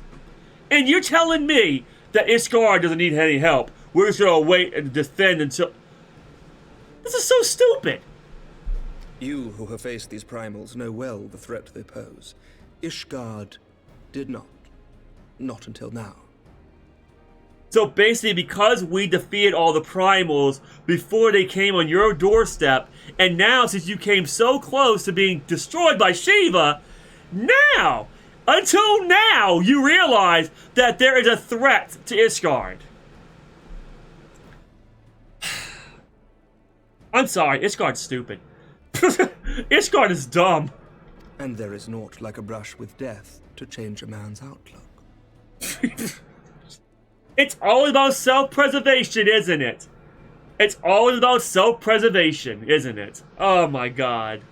At the very least, this should silence any lingering objections to our arrangement with Revenant's Toll.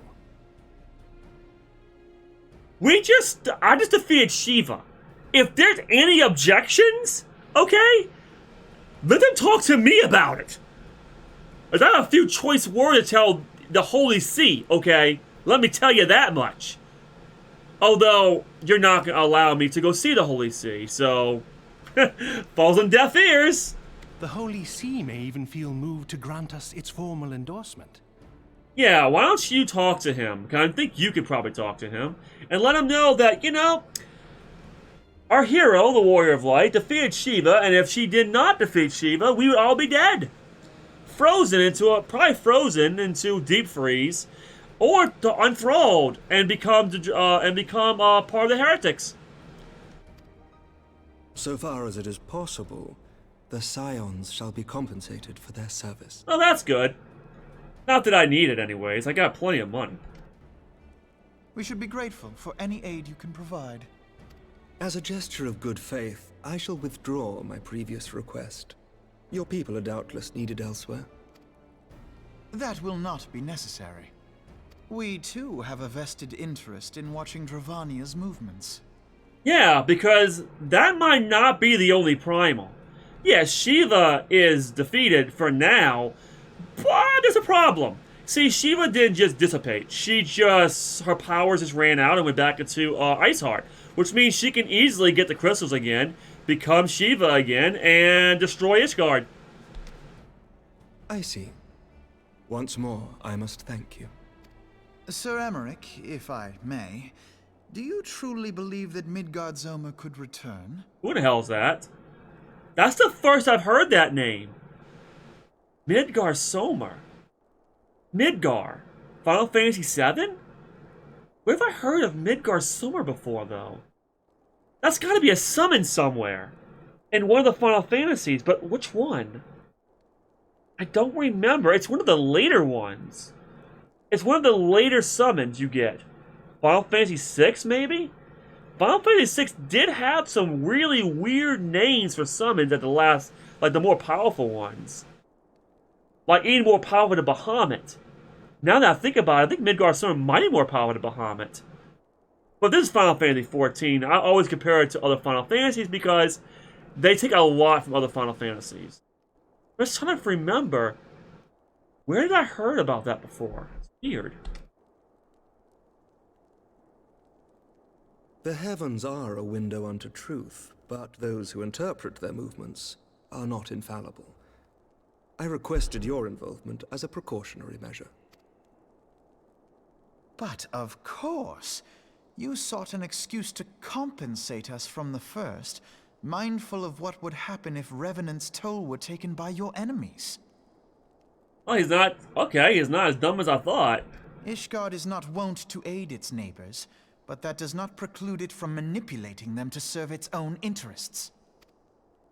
Choose your next words carefully. I'm sorry. How about you shut the hell up? Let Alphanu talk. Like, you honestly think I'm gonna let you hurt Alphanu? You stand before the Warrior of Light. I could turn you to ashes immediately. Okay? And I mean immediately. So don't dare tell my boy to choose his next words carefully. Let him have the floor and let him talk like he was to talk and have the freedom of speech he deserves. You need to shut the fuck up.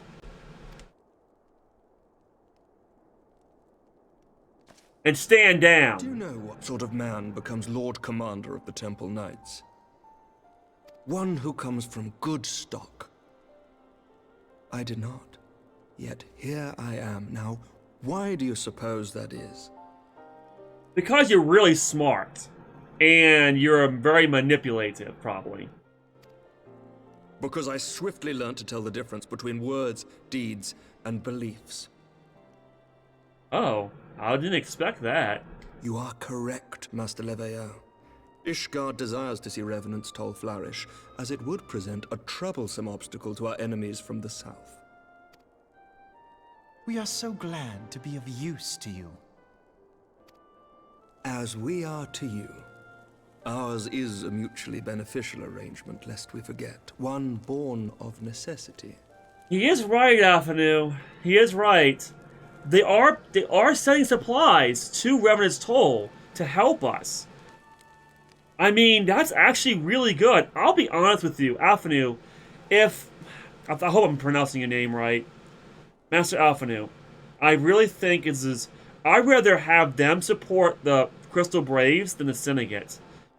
If there's any way we can get the Syndicate to stop supporting the Crystal Braves and get them out of the picture completely, and just let Ishgard support us, I trust Ishgard more than the Syndicate. I'll be honest with you. Honestly, I kind of feel that this would be a good idea to have Ishgard support us and not have the Syndicate support us.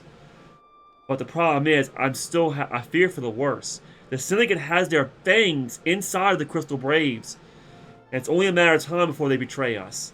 I mean, Ilbert, I guess, would be probably... I don't think Ilbert would betray us. He seems like a good person. And he's Robin's best friend. So, I don't think so. But I feel the other ones might. The dragons grow more restless by the day, and the heretics harry us nigh without cease. We have contended with such troubles for centuries, but there are limits to even our endurance. I mean, you can't fight a primal. And I understand why you need us. I'm not exactly upset. The girl kind of ticked me off a little bit because you, like, don't dare tell my best friend Alphanu to freaking shut up or choose your words carefully. Yeah, don't do that. Okay, he can say what he wants to say. Yet as a pauper is loath to part with his meager possessions, the leaders of Ishgard are not wont to render up their trust to outsiders. Which makes sense. That's how they flourished until now. It's just their customs. But with perseverance on our part, they may yet be made to see the light. You see, I think this is good. See, if he's our friend Alphanu, this might be good for us. It would be good to have someone high up in Ishgard in case something stupid happens. The more friends we make, the better. Nevertheless, one must take care when walking the road less traveled. But the road less traveled normally leads to better things. You see, the thing is, and I don't know why dust is in my eyes now. My eye's hurting. Hold on a second. Sorry. I don't know why dust keeps going in my eye. It's always my right eye, too. Jeez. As I was trying to say, I don't know how it's going through my glasses. Like, it's going literally underneath my glasses into my eye. Like, Maybe it's not a dust. Maybe it's actually a fly that keeps poking me in the eyeball. Anyways. Anyway, what I was trying to say was, the road less traveled are traveled by good people normally. It's easy to be evil. It's easy to be a bad person. It takes a lot to be a good person and do the right thing than do the wrong thing. True, one must take care when walking the road less traveled because evil people will try to seduce you to do evil things, or they'll try to kill you and destroy you because you're in their way of doing those evil things. You are right. You are right in a way.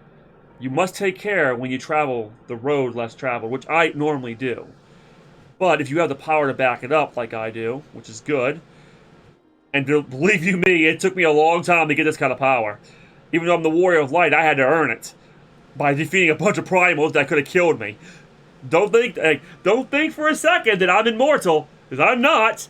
Ultimate Weapon did knock me out like 3 different times. And believe you me, Eorzea controlling Thancred's body almost killed me. Without Highland's help, I probably would have died. Like, both those times. So, gaining this power was not just me. It wasn't just with me. It was my friends that helped me as well. So, the power doesn't just belong to me. And therefore, I use this power to protect my friends, considering the power is because of my friends. I know I'm sounding like Sora right now from Kingdom Hearts. But, still, that's how I feel about this. Even in real life, when I do my streams and me being an owner of this channel, I could never make it as far. I mean, I'd make it that far to begin with, but as far as I have made it is because of the people and my followers and my viewers and the friends I have. It's never because of just me. Yes, I work my ass off. Don't get me wrong. I work my ass off. I work really hard to keep this channel going. But, it's big but, if no one watches it and no one goes to my YouTube channel and watches the videos or enjoys my streams or even supports me in any way, then it's all for naught.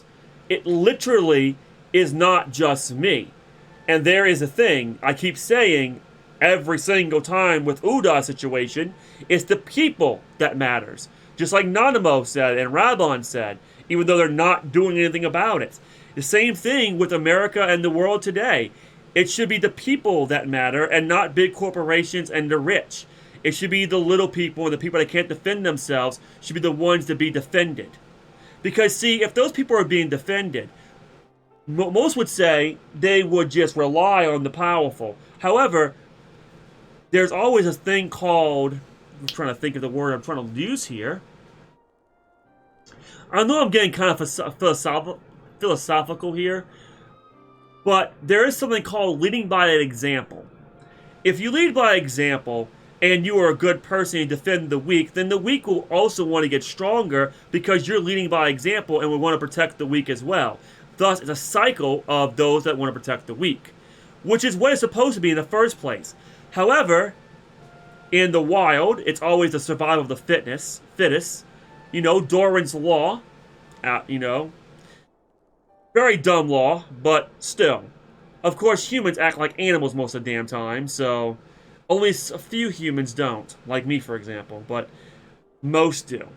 Very select few actually act like a real human being and not an animal that wants to gain power and then use weak people as stepping stones to gain more power. But I digress. I don't want to go on a tangent here, which I just did, by the way, so sorry about that. Anyways. Wise words, Sir Emmerich. I shall make a point to remember them. He is right, though. We should be very cautious. Because by being a good person, we're going to be in other people's way that wants to do evil and bad things. So we got to be cautious and alert at all times. Probably because that's probably the reason why I'm so paranoid in real life. Paranoid and... what's the other word I'm looking for? I can't think of it. I must apologize for my earlier outburst. I hope it will not sour our good relations. Not at all. You but spoke from the heart. Exactly. You see, I respect this dude. I respect him. Now, his little guard right there, I have no respect whatsoever for her, Because, you know, she should have shut her mouth. I respect you, Sir Amaric. I really do. You're a good person. And you're wise. And I do understand where he's coming from. I get it. It makes sense. I've dealt with this in real life, unfortunately. I trust you understand that at times, my duties may prevent me from meeting with you. On such occasions, my second-in-command will speak for me. Oh God, no! I don't want to talk to her. But, the thing is, if you think that she's worthy of that, I'll respect your decision, Sir Amaric, as well as Alphanu will as well. However, she better treat Alphanu a bit more respect, because I'll tell you one thing, okay? Alphanu has me guarding him. I would never let anything happen to him. Lucia, at your service. Just like she would never let anything happen to Sir Amaric. I do understand why she said what she said. However, it was not her place to say what she said. Pray excuse our reticence. We are but wary of speaking too freely, lest our sentiments be made known to our enemies. Oh, I see. So that's why you said that. Well, then I'm sorry then. So there was a reason why you said that. Here I thought you were trying to control the situation from the sidelines, but no. You just didn't want anyone to overhear what we're saying. Oh. Well, damn, sorry, Miss Lucia. I owe you an apology. Sorry for telling you to shut the fuck up. Sorry about that. Hope that doesn't, make you upset at me, too. Yikes. Okay, well, that makes more sense. You're right. Yeah. Know that the Lord Commander and I are of one mind. For the sake of Ishgard, and of Eorzea at large, I pray our peoples can put aside their differences. I'm sure we can. We can work together. Those who dwell in the past risk losing sight of their future. Should aught befall one of our shipments, pray inform Lucia immediately. You may also relay to her any words you might have for me alone. Not being of Ishgardian birth, she owes no allegiance to any noble house, making her as near to incorruptible as one can find in my homeland. Suffice it to say, I trust her completely, and so may you. Same as Alphanu. Alphanu trusts me completely, and honestly, with good reason. Because I would never let anything happen to him. And me being incorruptible is also something that just can't happen. I'm not corruptible either. Because I've seen a lot. I've seen too much in my life. Which reminds me, Lord Orchefort, if you would be so kind. Of course, me being submissive also has a particular point, but though that side of me does exist, and it's a pretty big side, and I do love to serve, there's still another side that is a realist, and kind of dominant as well. And if I had to become a leader, which I already am in real life with my grandmother, I have to be, because I'm being a caretaker and everything, and protecting people, I will do it in a heartbeat. I wonder if that's still considered submissiveness, though. I wonder if that's still considered serving. Maybe it is. But still, taking control of the situation is kind of dominant. So I'd say I'm probably 10% dominant. 90% submissive. Certainly.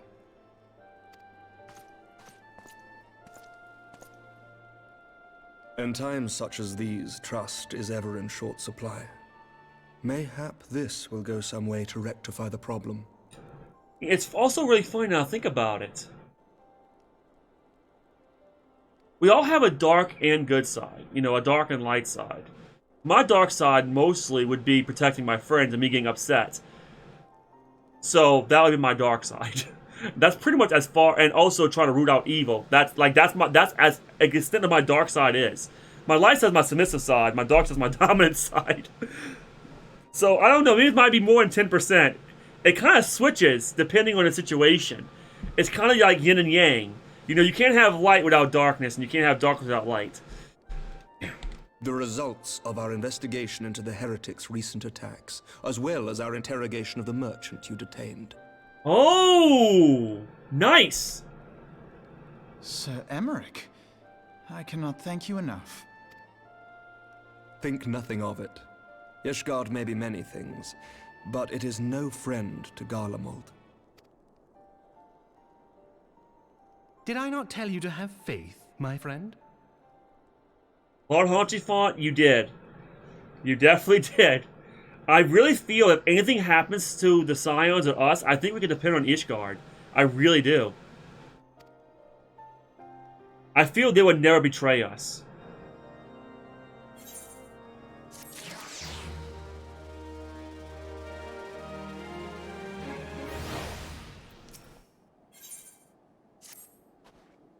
It would seem we have much to discuss with our friends at the Rising Stones.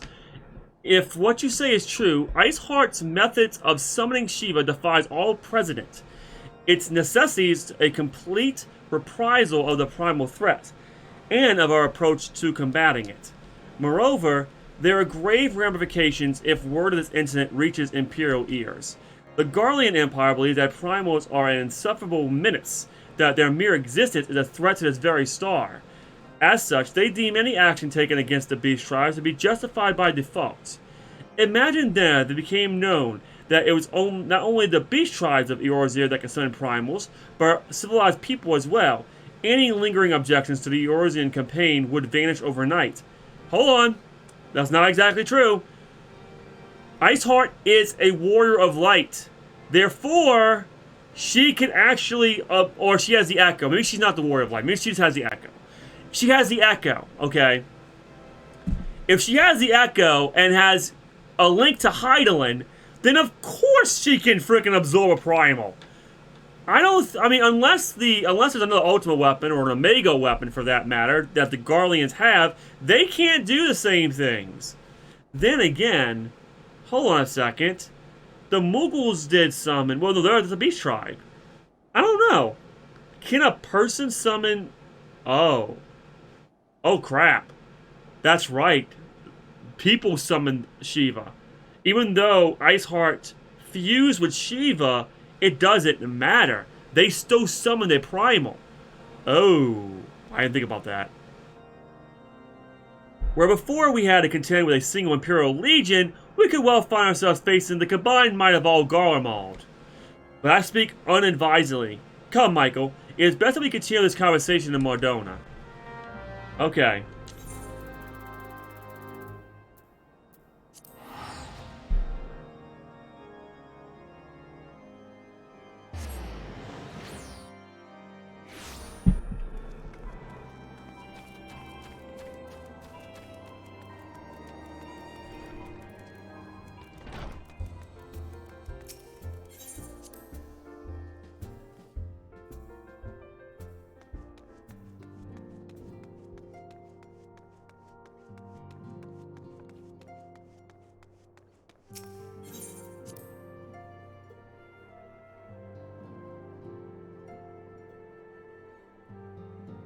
Let me try some real quick. Give me a second. Sorry. That's not right. I was wondering if I could, do something here, but I don't think I can. I might have to, hold on.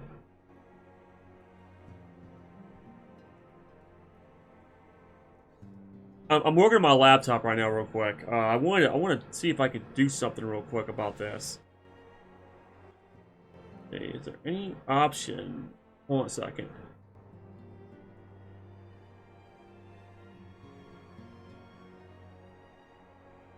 I don't think I can. Huh. Well, that sucks. I thought maybe I might have been able to do it. I'll look it up later. I thought there was a, I was able to do it. I don't think I can. What about this? Is there an option right here I can do?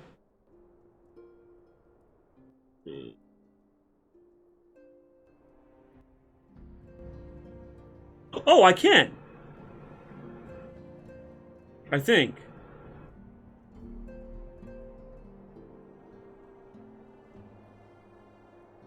Well, maybe not. I thought I might be able to do it, but I don't think I can.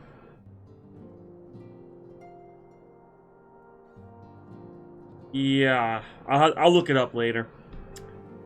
Okay, sorry about that, everyone. I wanted to see something real quick. Okay, I'll look it up later.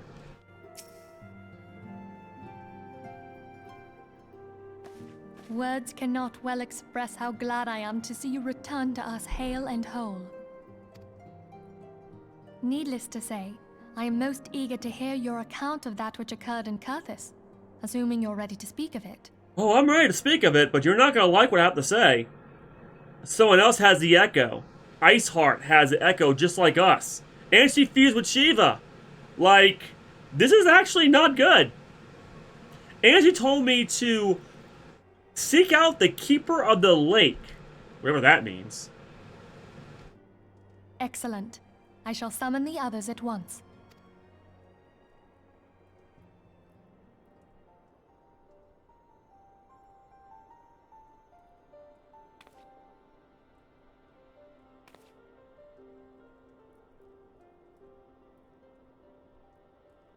Iceheart used her own body as a vessel for a primal soul? She has the Echo. Is it any surprise that she could do that? Master Louisoir's writings make no mention of such a possibility. Can we be certain this entity was a primal? Oh, definitely was a primal. It was Shiva, after all. As certain as we can be that good King Mogulmog XII was a primal, I should think. Both were ostensibly summoned. Let's not quibble over definitions.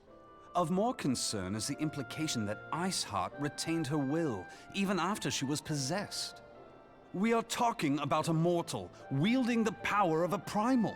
I also wield the power of a primal, though. You know those crystals that I keep absorbing or getting? Yeah, those? I also have that power, which is really weird when you think about it. I still think she might be a warrior of light, just like me. It can't possibly be that easy, can it? There must be some sort of sacrifice required. Or maybe she's just special? She's special, like I am.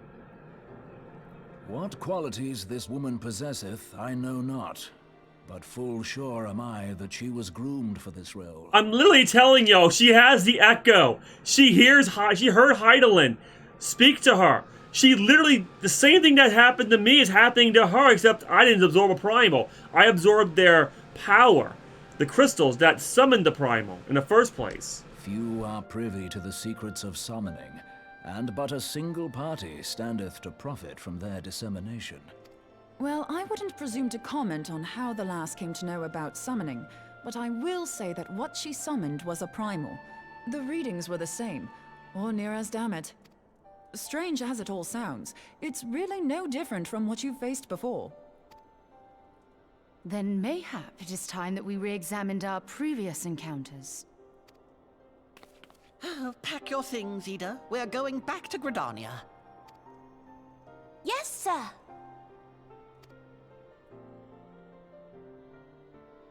About Iceheart's final words to you. Are we gonna glance over the fact that she has the Echo like we do? Like, why is no one mentioning that? She heard the exact same things as I did with Hydaelyn. Feel, think, or something like, feel, think, no, see, feel, think, or something like that. Hear, feel, think. She has the Echo. Hydaelyn speaks to her as well. Exactly. It means she has the Echo. If Iceheart is blessed with the power of the Echo, she will doubtless have used it to further her goals. Or could it be that it was a revelation granted her by the Echo which first set her on this path? She did say that the Ishgardians were blind to the truth. Makes a lot of sense, yes. Do you think she has knowledge of the origins of the Ishgardian-Dravanian War? It would do much to explain her unwavering conviction. Wow, if she does have that knowledge, that does make sense. Did not the Lady Iceheart implore thee to seek the Keeper of the Lake? And did she not imply that in so doing thou wouldst come to see with eyes unclouded? Yes, she did. Midgard Zoma was a king amongst kings who reigned for centuries on end. But he is dead and his wisdom lost to the ages. Unless the Ishgardians' fears are well-founded. It would seem we have yet another reason to stand watch over the Keeper of the Lake. For a mercy, we are well positioned to do so. Yeah. Iceheart, Shiva, Ascians, and Midgard Zoma. I shudder to think how they're all connected. Yeah, I know.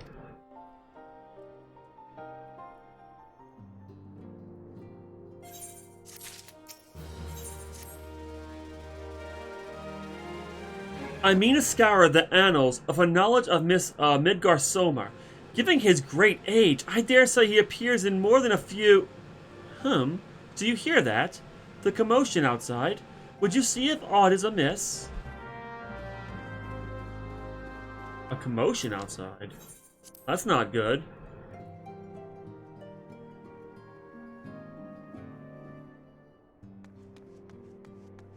Are you okay, Afanu?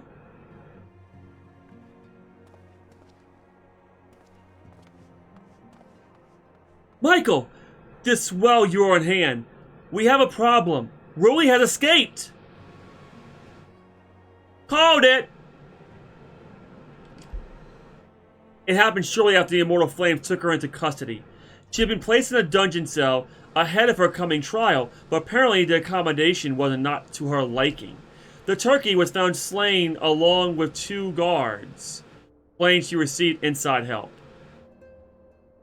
The turnkey. The turnkey? What? Sis reports seeing Rolly quitting the city via the Gate of Nald with a bloodied spear in her hand. She makes for Castrum Meridium, I am certain of it. With her fate in Eorzea as good as sealed, what recourse has she but to flee to her Imperial masters? Even as we speak, Captain Ilbert and the First are hot upon Rolly's heels. Pray make haste to Camp Blue Fog and join the hunt. Well, I could have told her she was going to escape. It's kind of obvious. She had people on the inside. I mean, really. Blue Fog. Where's Blue Fog?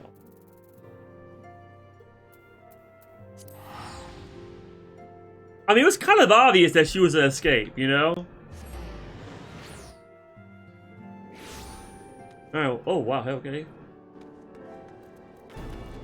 Well, I could have told you it was going to happen, Ilbert. My thanks for coming, Scion. I've spoke with the soldiers here. They say that Rolly walked through the camp not a bell ago. Aye, she walked right through. You did not mishear. We have Robin's decision to keep the matter a secret to thank for that. Bad for morale, he said. As a result, not a single flame in the garrison made any attempt to detain her, and so here we are. Rolly must not be allowed to reach Castrum Meridium. I mean, even if she does reach Castrum Meridium, I'll just freaking attack it and capture her. I'm not scared of those stupid Castrum. Or their fortification. Like, I'm really not scared of these guys. If they get in my way, I'll have to defeat them or knock them out or something. Comes to it, I'll have no choice.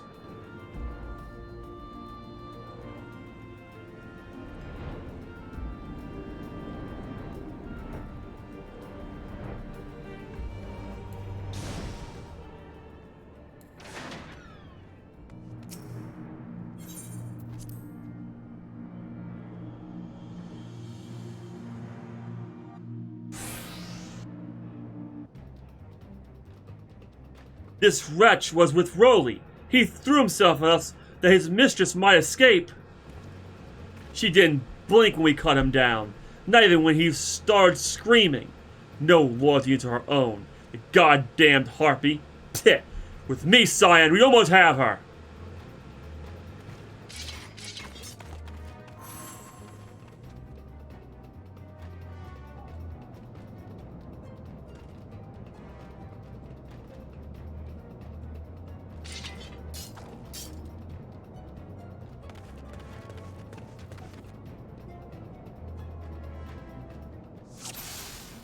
Well, I guess it's over then. I want Rolly alive. Kill the rest for Eorzea! You will not take me so easily this time. Well, I have no choice, do I? You're not gonna come quietly, I see. But I'm not gonna kill the rest. Where's she at? Sorry, but I gotta knock you out.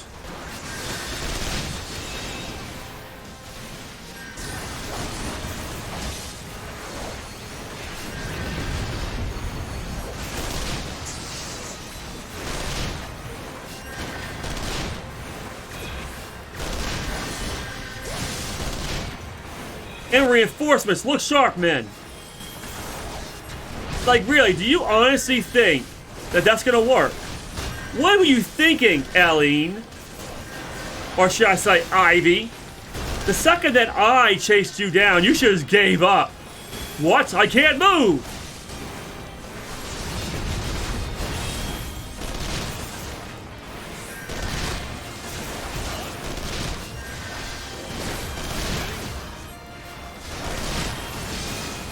I'm sorry, this is Ilber. You're the only one that's gonna die. Well, not die, but be knocked out, because we gotta have you alive, apparently.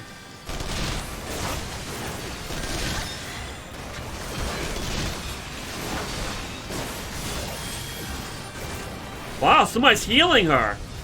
Alright, interesting.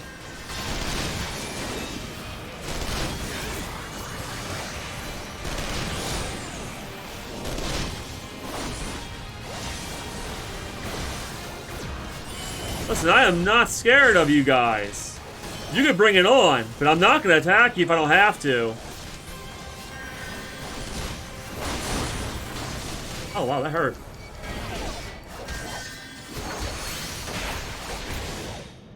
Okay. Wait. Oh, come on!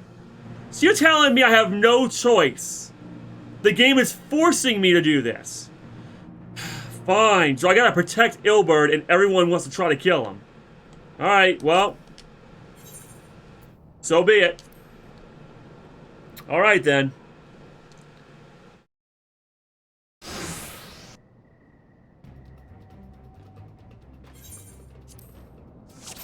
Alright.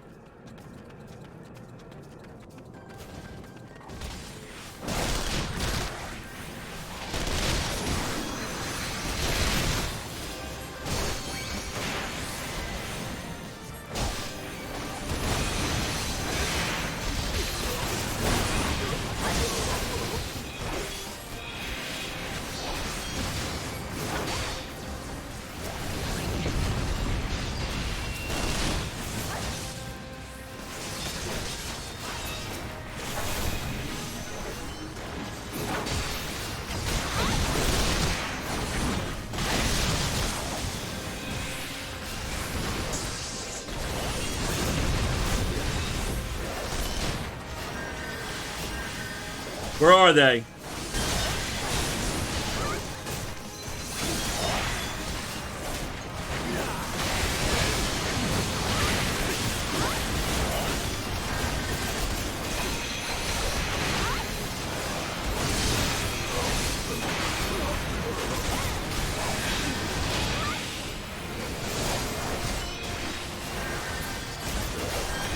It's alright. Oh, you think I can't stand against the Empire? I sure can. These guys are all going to be ashes now. I have no choice. I'm so sorry, you guys. But you decided to defend a traitor and a spy because you're Imperials, so you are not good people.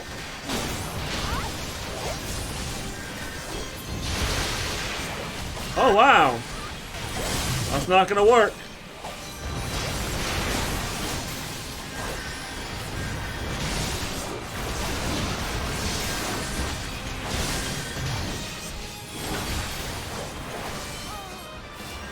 Not gonna work.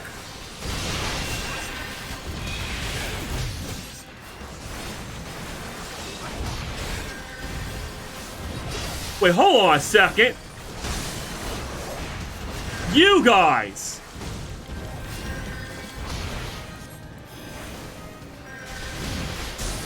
Of course. You keep healing him. Well, that's not gonna help.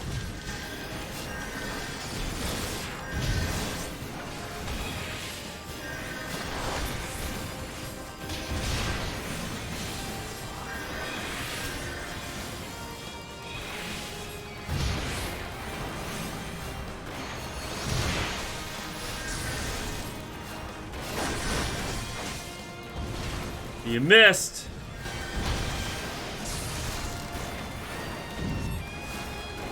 I hope you can survive, Ilberd. Don't be a liability, man.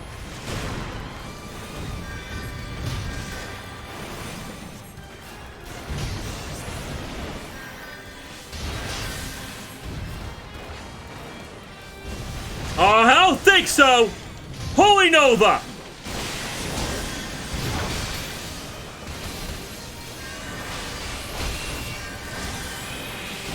Oh, thank God Yaguri's here.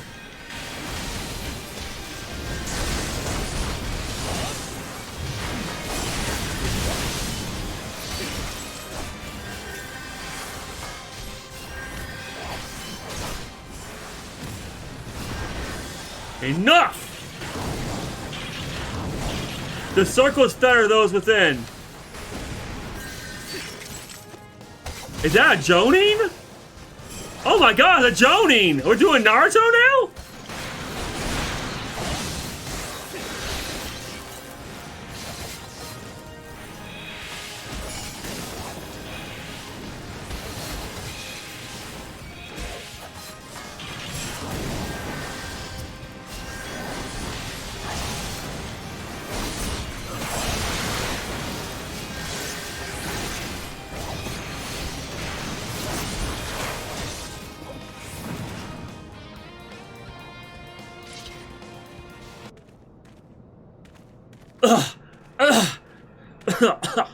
Bind her, and do it tight. Yes, sir.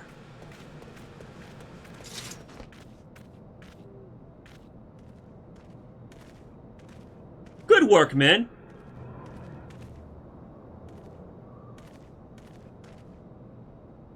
She and her Imperial cronies pushed us close, but we were better.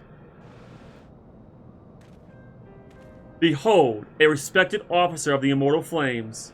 People looked up to you as one of this order's founding members, one of its pillars. It saddens me to see you fallen so low. What would you know of woe, you a spoiled little lordling who had never known any want? People such as you take wealth and birth for granted. You think it's your God's given right to rule with others. You know not of our plight, the injustice that we low-born Ishgardians must endure. To the noble lords and ladies, we're not people, but resources to be consumed. I did what I had to survive. Stealing, killing, even whoring myself. It is no fault of mine if fools imagined me as a paragon when I joined the Flames. Wow. You should never join the Flames in the first place. You're not a good person. Listen to me here. I'm also a lowborn. In real life, I am. Like, I'm poor. My dad was a crackhead, for crying sake. I had no childhood. But you don't see me steal from people, kill people, or anything like that. No, I do the opposite. I save people's lives. At least the old people's lives, anyways. Being a caretaker and everything. You know, I protect the elderly. I do good as much as I can. Your status has nothing to do with decisions that you make for yourself. All you care about was not to survive. Oh, no. It was greed. You see, because being a high-ranking officer in the Immortal Flames had you got all the money you needed to eat, to have a place to live. No, you wanted more for yourself. You wanted more and more and more and more. You're not a good person, so don't put yourself on a pedestal because you are a lowborn. To hear you tell it, you would think you are the only person who has ever suffered.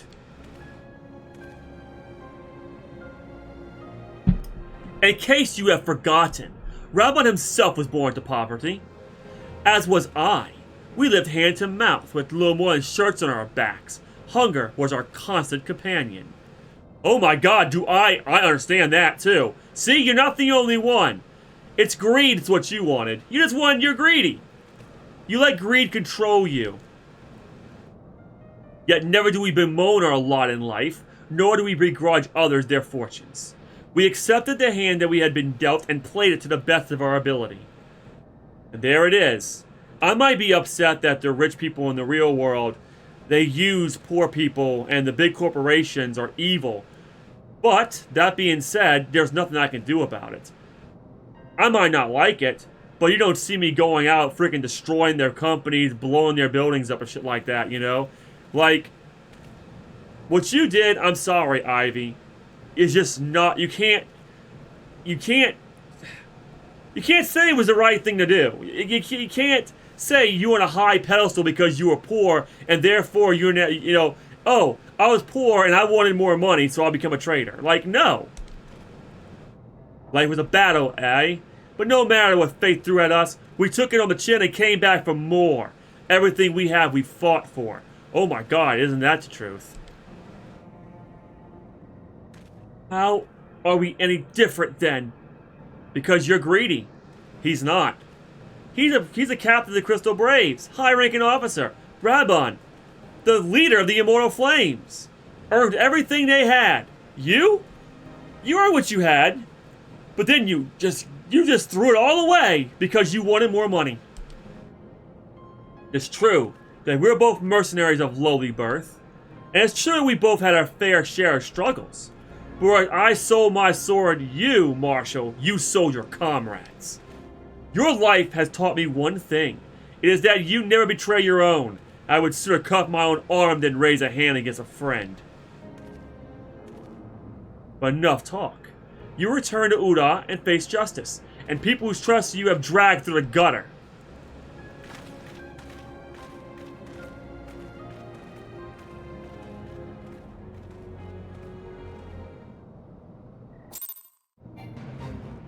Oh, Ilbert's a good person. Who knew?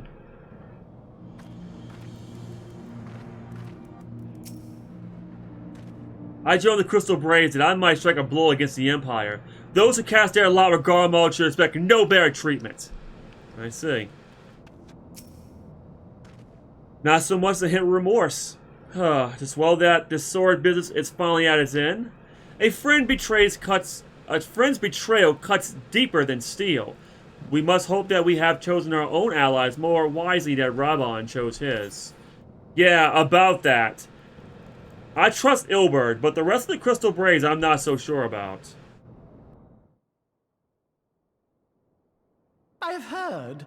Truly bothersome business. No, I do not foresee a problem on that front. The main concern is Reborn. There is no telling what the brute might do.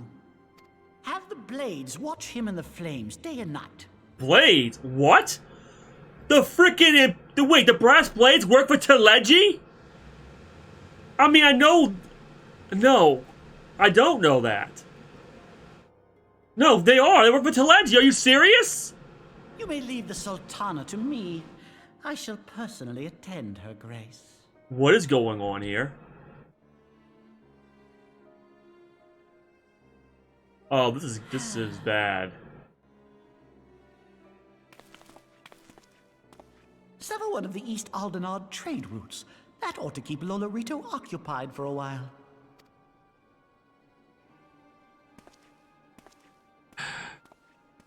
Nanamo ulnamo. For my sake, pray be a good little Sultana to the last. Are you seriously? Oh no. He's not doing what I think he's gonna do. Is he trying to commit treason right now? No, I don't think he's trying to. He's going to. And no one knows about it. Not even I.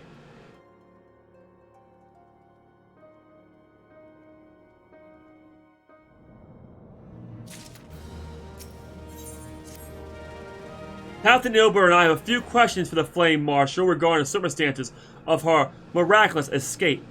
When we have completed our interrogation, we shall take our findings directly to General Raban, and that shall be the end of it.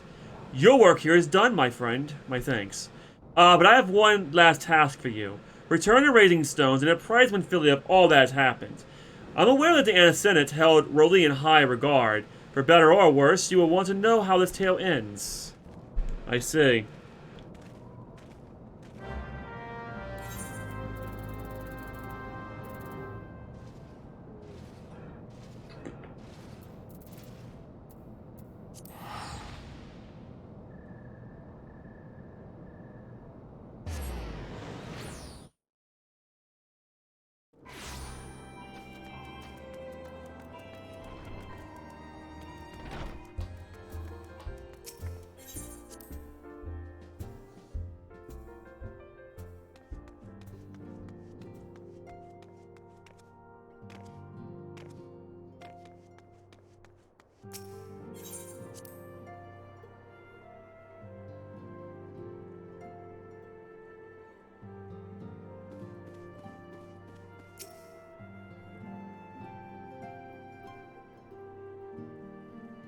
Welcome back, my friend.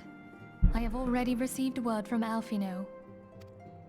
To think that Flame Marshal Huayu was the Garlean agent. I know not what to say. I knew it.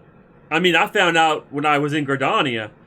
Me and Ilbert kind of figured it out both at the same time. Also, it's Alpha No, not Alpha Nu. So, apparently I've been pronouncing it wrong again. God damn it. Together with Reborn, Eileen lent us much needed aid at the time of our Order's founding. She was particularly passionate about the need to tackle the primal threat. So, was that all an act? When we discussed the subject, her eyes fairly shone with determination. Whatever else she may have been, I choose to believe that it was her true self with whom I spoke then. So you mean to tell me she only became a Scion? She was very close to becoming part of the Scions. That's... okay, damn, that would've... man.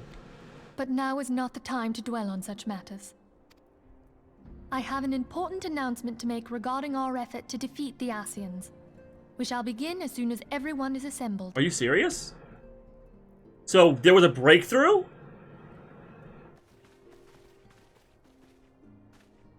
My thanks for coming, friends. Moonbreeder, the floor is yours. By now, I'm sure you're all familiar with white auracite, the miraculous material that'll allow us to capture Ascian souls. Yeah, you didn't explain much about that. All you said was, hey, it absorbs ether, and you can use it to power up aetherite. That's all we know about it so far. This is the first time we've ever hearing about white auracite. Back at Snowcloak, we verified its ability to absorb vast amounts of ether. Yeah, but you also said only temporarily. Alas, it leaves something to be desired in the area of stability. The stone can only store ether for a short while before expelling its contents. Right. In addition to auracite's inherent limitations, we must needs be wary of our enemy's strength. Our foe draweth upon an infinite wellspring of power. Even should we succeed in entrapping him, the stone will not long contain his wrath. Meaning that, if we want to kill the swine, we'll have to be quick about it. 'Tis our belief that an Ascian soul may be permanently undone, if smitten by a sufficiently concentrated burst of pure ether. And where are we supposed to find that burst of pure ether? The only trouble is, we can't say for sure how concentrated the burst needs to be.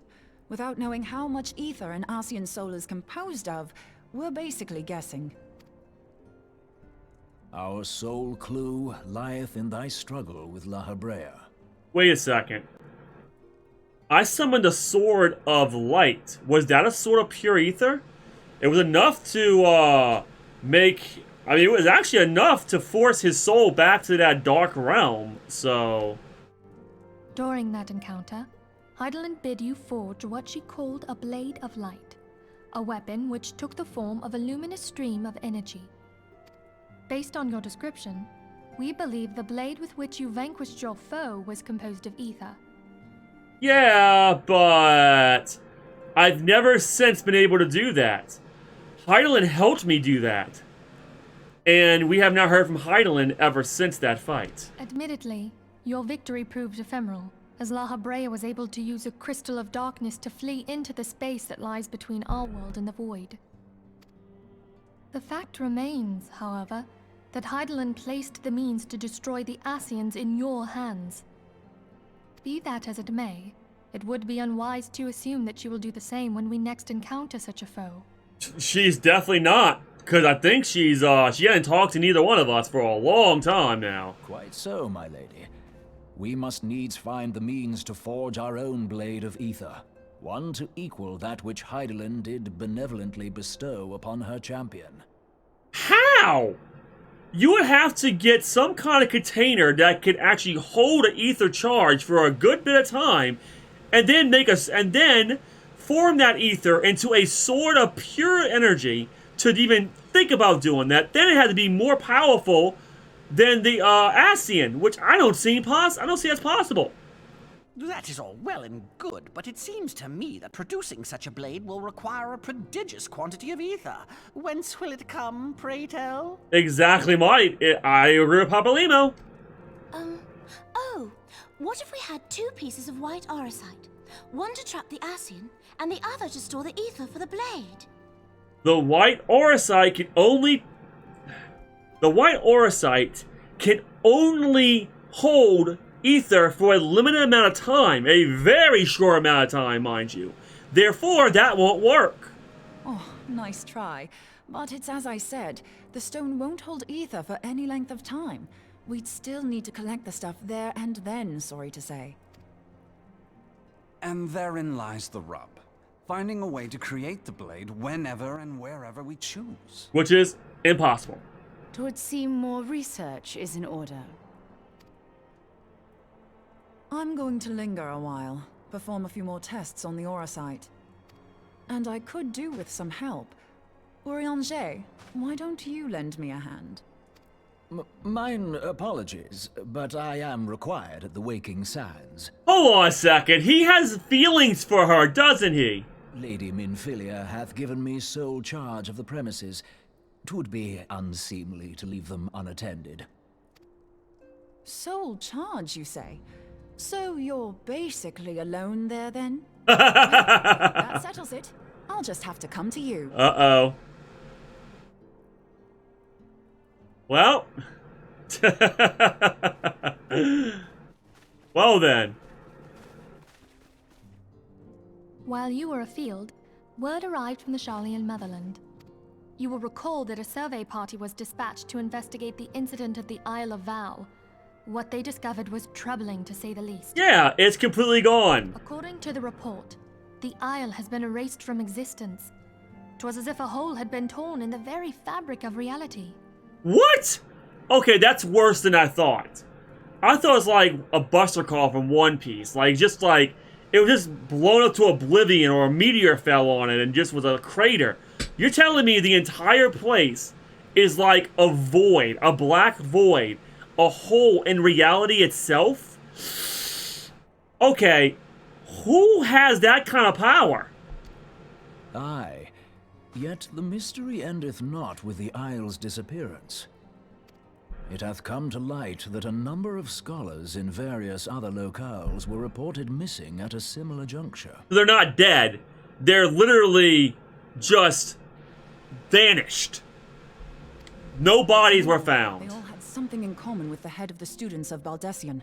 Every last one of them was researching a phenomenon called dimensional compression, or the rejoining as the ancient texts call it. I'll be damned if that's a coincidence. What is that? Can you All explain? indications suggest Ascian involvement. But I sense that a force greater still is at work. The entity the dark beings call the one true God. So you're telling me that dark crystal wiped something from existence? Oh I boy. must pray that my dear friend Kryl regains consciousness soon. If she bore witness to the Isle of Val's final moments, she may be able to shed some light on this mystery. Maybe.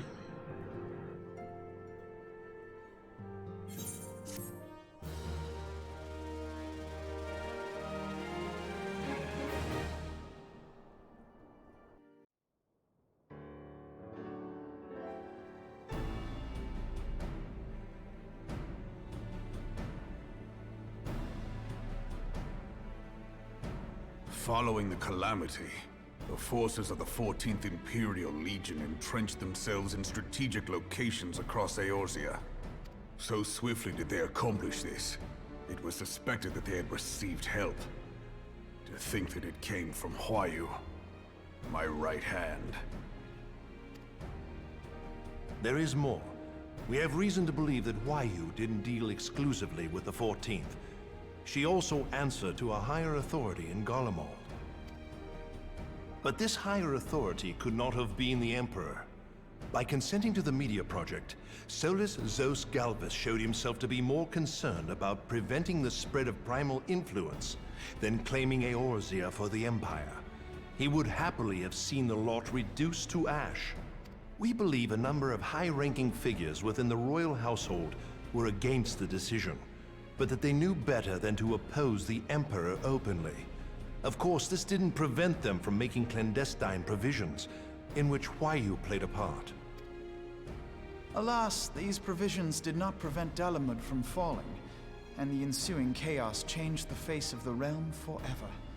Yet Eorzea survived. To all intents and purposes, the Meteor Project had failed, and the Empire was left to rue its lack of a decisive means to eliminate the Primals. Until, that is, it stumbled upon the Ultima weapon.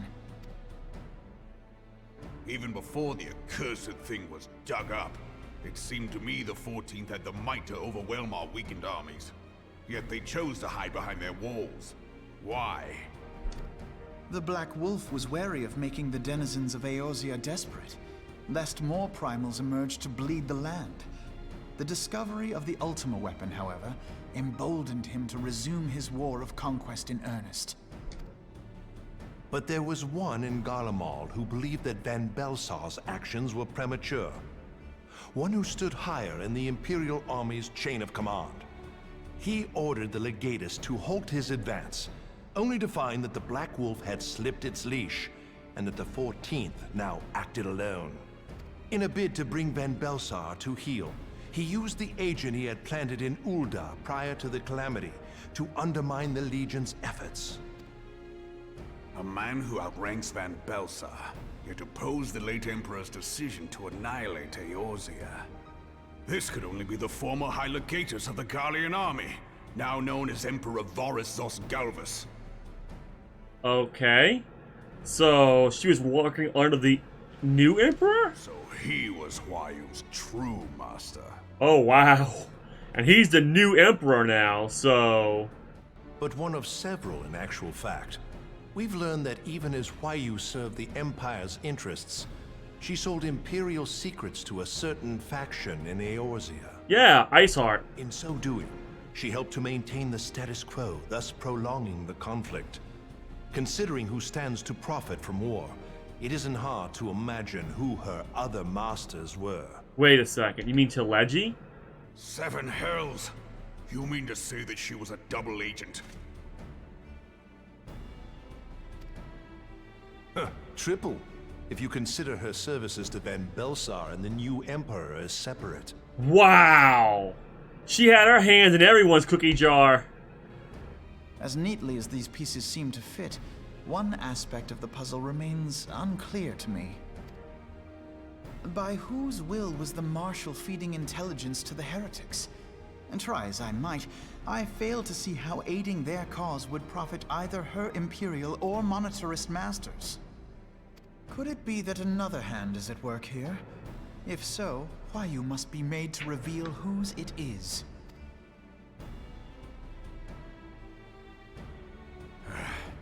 Not only have I lost a trusted friend, now I must interrogate her as a stranger. Not a pleasant task, I grant you, but a necessary one. Unless we weed out the ivy, root, stalk, and stem, it will simply grow back. I know that full well. Those closest to Huayu have already been detained, and I will question them alongside her. General, pray keep in mind that there may be unwitting abettors among them. All will be treated fairly. On that you have my word. Those who are innocent have no cause to fear. You have ever been a friend of truth, General. I hope the unpleasant task of weeding out falsehood will not detain you too long. Though it be for the sake of Eorzea, doubting one's comrades is poison to the soul. And with that, I take my leave.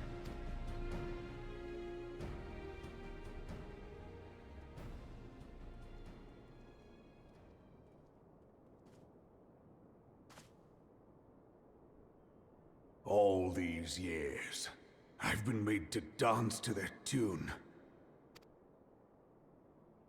How could you, Huayu? How could you side with them? Wait, you... So he's talking about a syndicate, right? Those cankers who take from this land and give naught in return, who use their power to disempower and grow fat while the people starve. Wow, he is talking about a syndicate.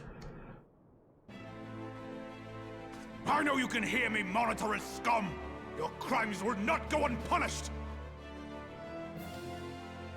One day I will purge this land of your sickness! Before the eyes of the 12, I swear it!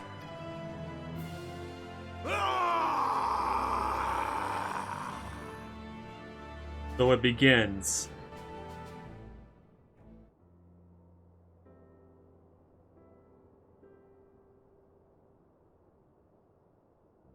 I shall have no further need of you this day. Your Grace.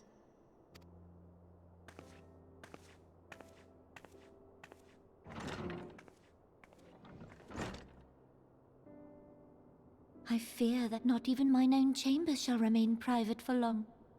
Yeah, the Syndicate's taking complete control. I can tell. This is not good.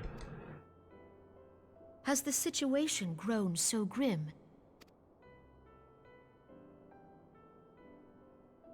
Ever since he proposed the Cartiner Reclamation Bill, Teleji Adeleji has risen to greater prominence upon the backs of impoverished refugees. Okay, so Queen Nanamo is finally telling Kani-sana what's actually going on here. The monetarists were ever united in their pursuit of profit, but the man's actions have torn a rift in their ranks.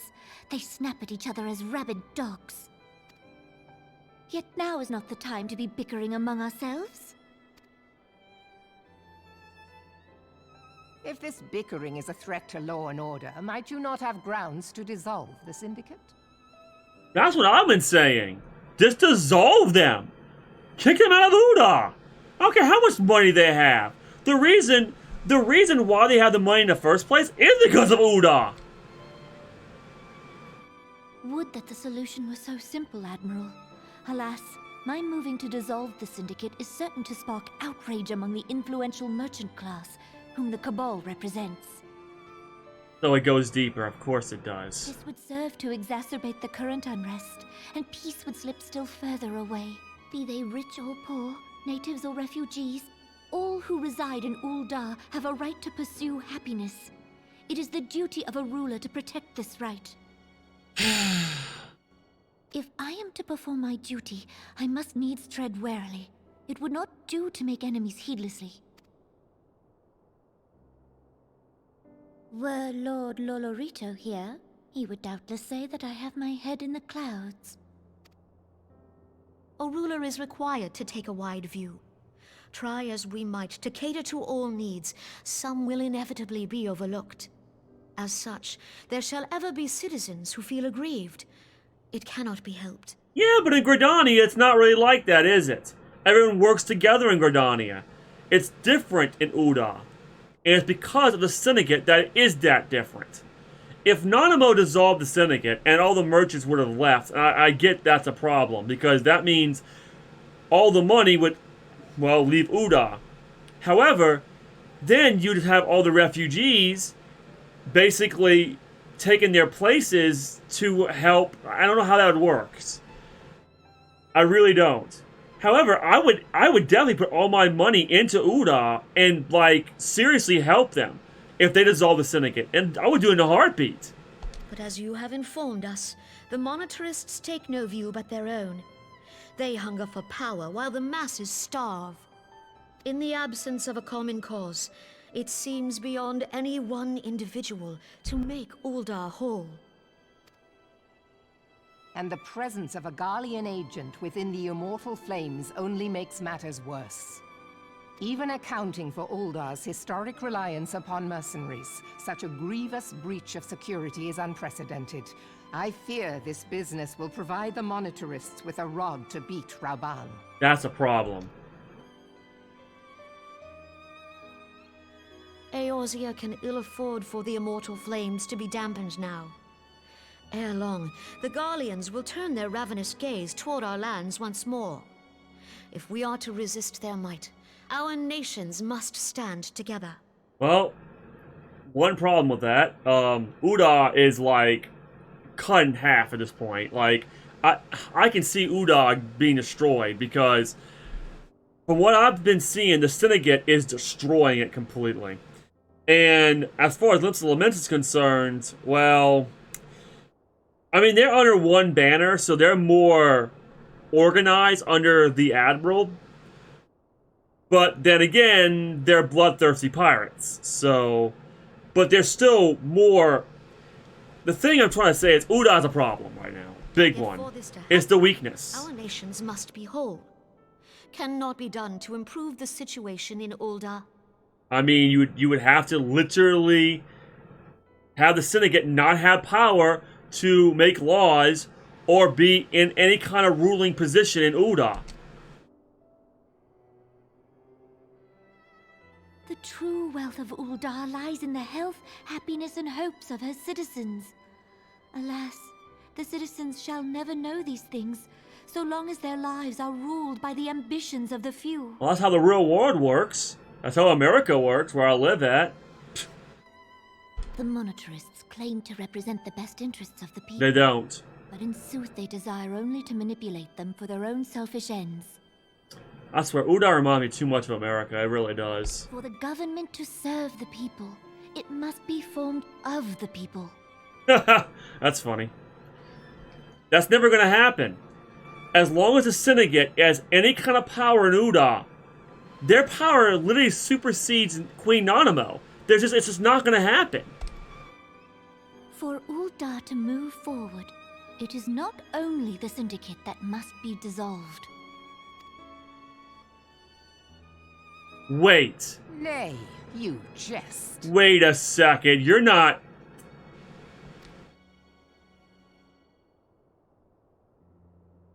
My friends, it was for no other reason than to make known to you mine intent that I requested your presence here.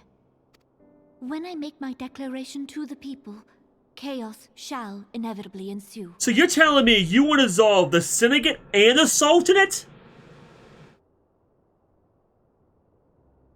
Oh, wow.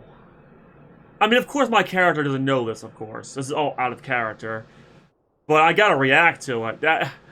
Wow. I mean, I never thought that was an option. As the last monarch in the line of Ul, I make unto you this request. I was right. She's stepping down. Help Reborn to preserve order and protect the people. Forsake them, and you forsake yourselves. For a strong Eorzea will ever have need of a strong Ul'dah. I don't know about the Admiral, but I know Gradana. Are you certain of this? I know Kanisana would not let anything happen. She's a good person. There is no other way. When the time is ripe, the nation shall become a true republic. Both royalists and monetarists shall cease to be. Wait, a republic? Hold on a second. I don't know if that's such a good idea. America's a republic, and now and the big corporations still rule the place. The syndicate and the monitors, they're still going to be in Ul'dah, and they're still going to be controlling things for beyond the scenes. It doesn't mean if they're in the republic, or they might be in the republic, the new republic. So it's like kind of like Star Wars a little bit, like the corruption in the republic, like. I mean, that's not going to help. I'll be honest with you. I think the Sultanate needs to take over completely, and she should not step down. She is a respectful ruler, including Reborn too, by the way, considering his lowborn status in Alamahigo. So I don't know. This is a bad idea. I mean, just look what happened to America. I mean, we're a republic, and I mean, my God, it's not good. Ul'dah will no longer belong to kings or queens or merchant princes, but to her people. Nope, that's not true. It's gonna belong to rich pieces of garbage that control the people, like always. Oh man, this is a bad idea. She's not thinking of what the syndicate and how much power they have. This is bad. Forgive me for casting aside all that you have toiled for in my name. Beyond this gesture, I am powerless to help my subjects.